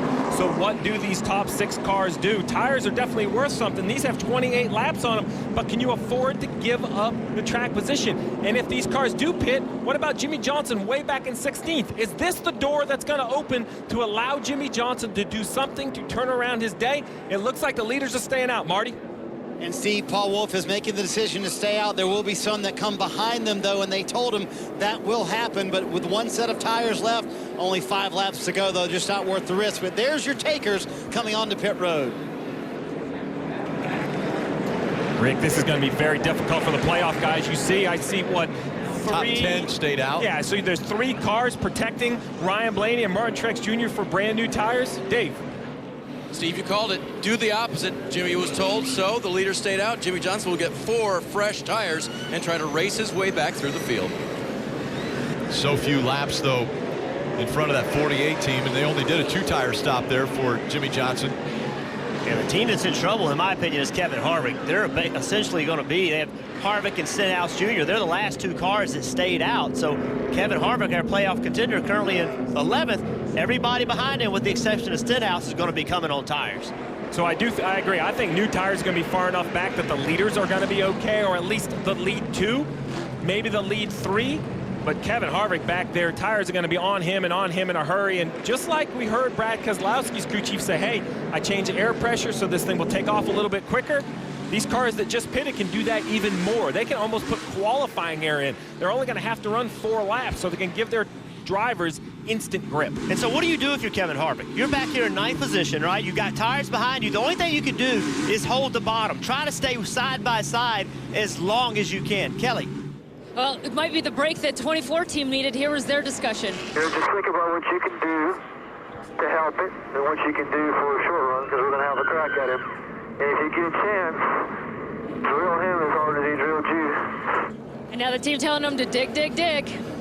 And Brad Keselowski has chosen the outside line for this restart. Could be the final restart here.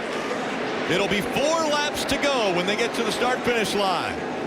Short track racing at Martinsville. 4 to go.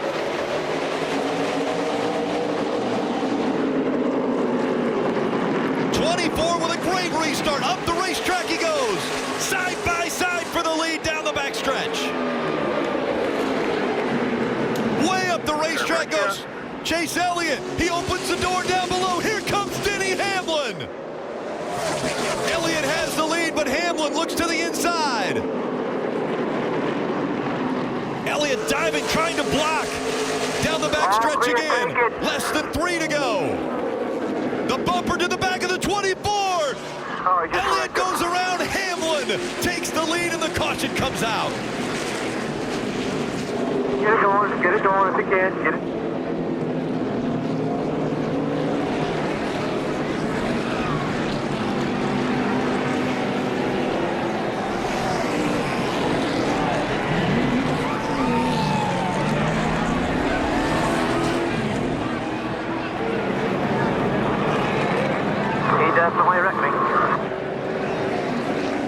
Denny Hamlin had the bumper to the back of the 24 a good 100 feet before they got to turn 3.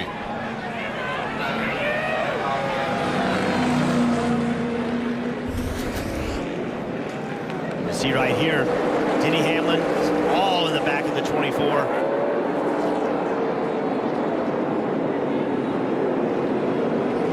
Up into the wall. Remember how aggressive these drivers have been up to this point, and now the aggression even more, because there's a spot in the championship for a playoff driver.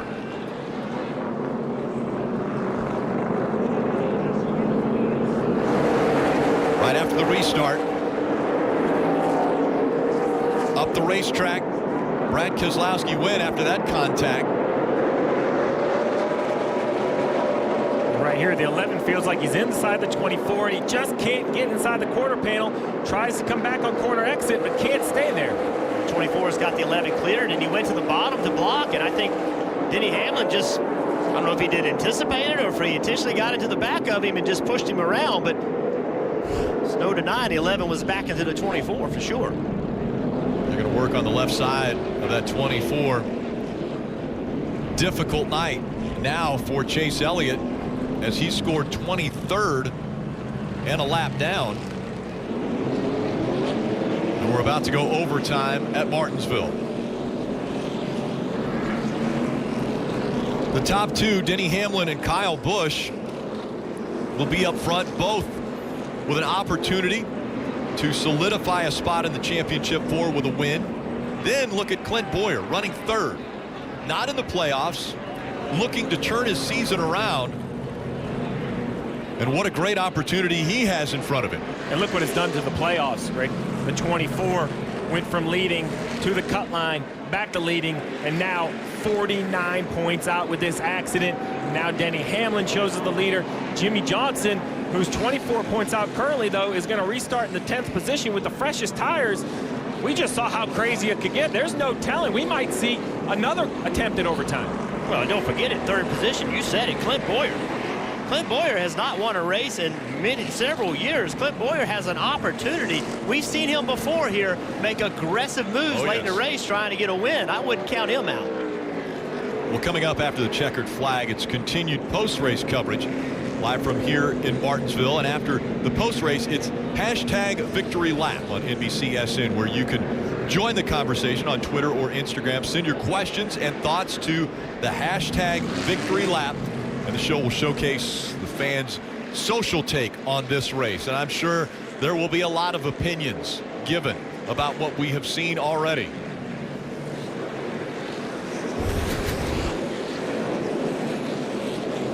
This was the most recent restart. Chase Elliott drove in the corner and ran the 2 way up the racetrack. That's how he got the lead. Paul Wolf's reaction, not happy. Well, now we get to see this all over again. Joe Gibbs' teammates on the front row, they're not going to act like teammates. I don't think they care that they're teammates in this situation. Then behind them, Clint Boyer in third. Martin Truex Jr. doing a great job here at Martinsville. He'll restart fourth. Denny Hamlin has chosen the inside line. Kyle Busch on the outside.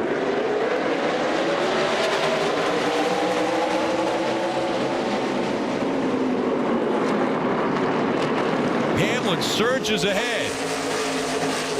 Clearly out front. The 18 running second. Truex in third. Now here comes Boyer fighting back on the inside. A little bump there out of the 18. Side by side as they come back to the stripe. White flag in the air. Kyle Busch on the inside. Kyle Busch up the racetrack. He moves the 11 up. Here comes the 78 of Truex Jr. into the final turns. Martin Truex Jr. has never won on a short track. As he comes out of fourth, it's a drag race. They wreck behind him. Kyle Busch will win. Yes, sir. Checkered. Big wreck on the front stretch.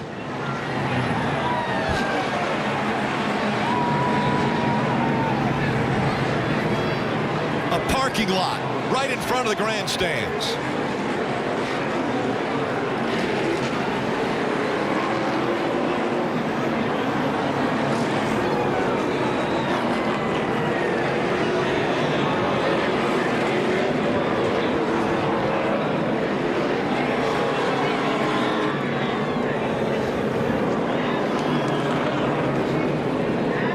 Ambulance coming out to take a look at some of the cars if they're not able to continue to roll. You know, Kurt Busch is right now still just sitting, and now he starts to roll. So everybody rolling well with the exception of the 18, the race winner, Kyle Busch, who now has guaranteed a spot in the championship 4. Let's look how he did it. It's a good restart. Launches very well. Pretty much has the 18 cleared. 18 makes a good run on the outside.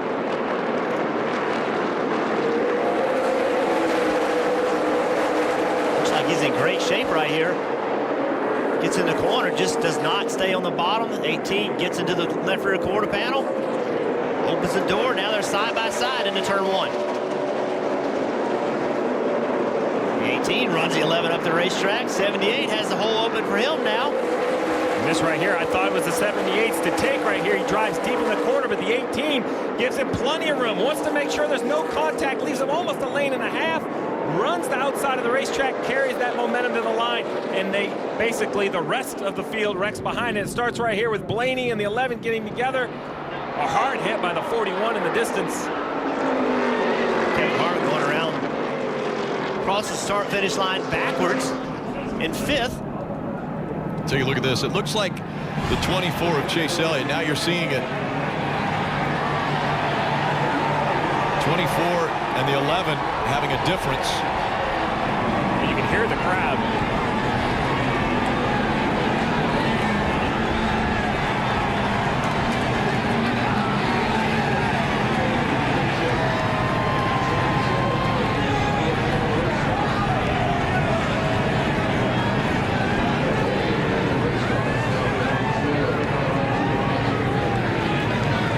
Chase Elliott, once again, so close to his first win in the Monster Energy Cup Series. Denny Hamlin fighting for a spot in the championship 4. Just after the checkered flag came out, going down the backstretch, you see the 24 showing his displeasure and how he was raced by Denny Hamlin.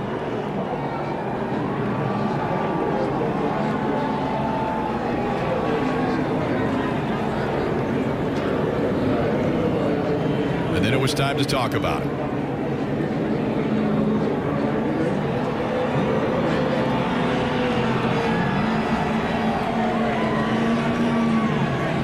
Chase Elliott, you wrecked me, clearly. That's what he's saying.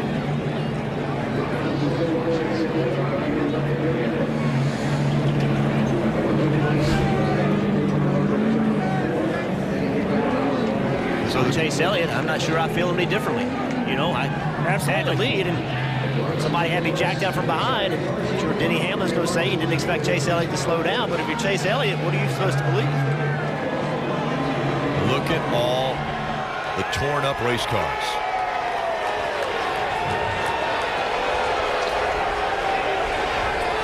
The cars you're seeing in a line here are all the playoff cars. They're all going to be looked at. I'm guessing right now not a lot of them will fit in any of the templates.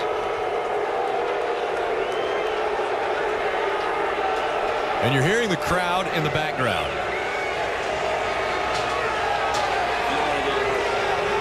Chase Elliott has become a fan favorite. We heard at Talladega when he took the lead, and the crowd erupted, almost as if Dale Jr. taking the lead.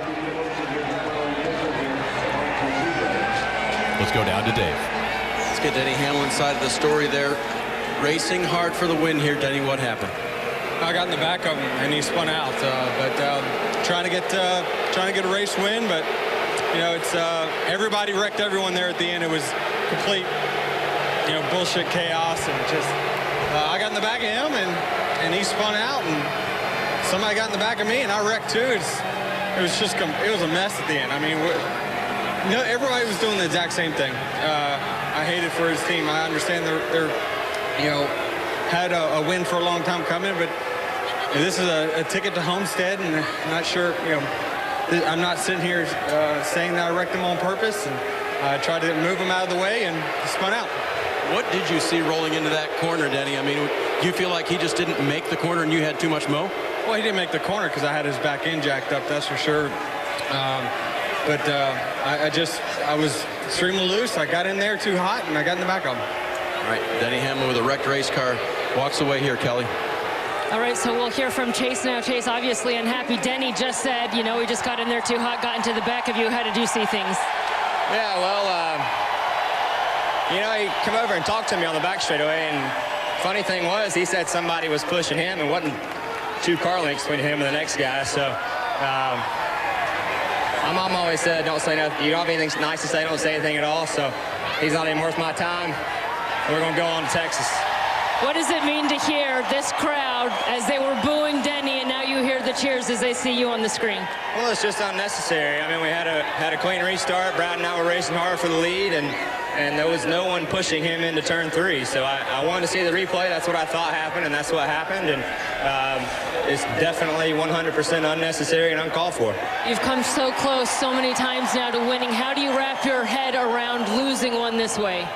Well, you know, we had a great car today, and we had an opportunity, had a good restart there at the end, and felt like I was doing what I needed to do.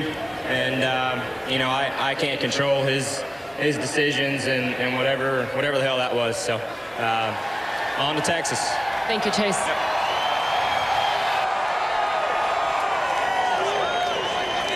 And once again, we will apologize for the language, obviously in a live sporting event, and you can see the emotion that these drivers are feeling.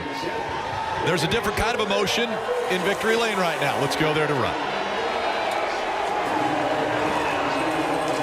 Confetti and Monster Energy going everywhere.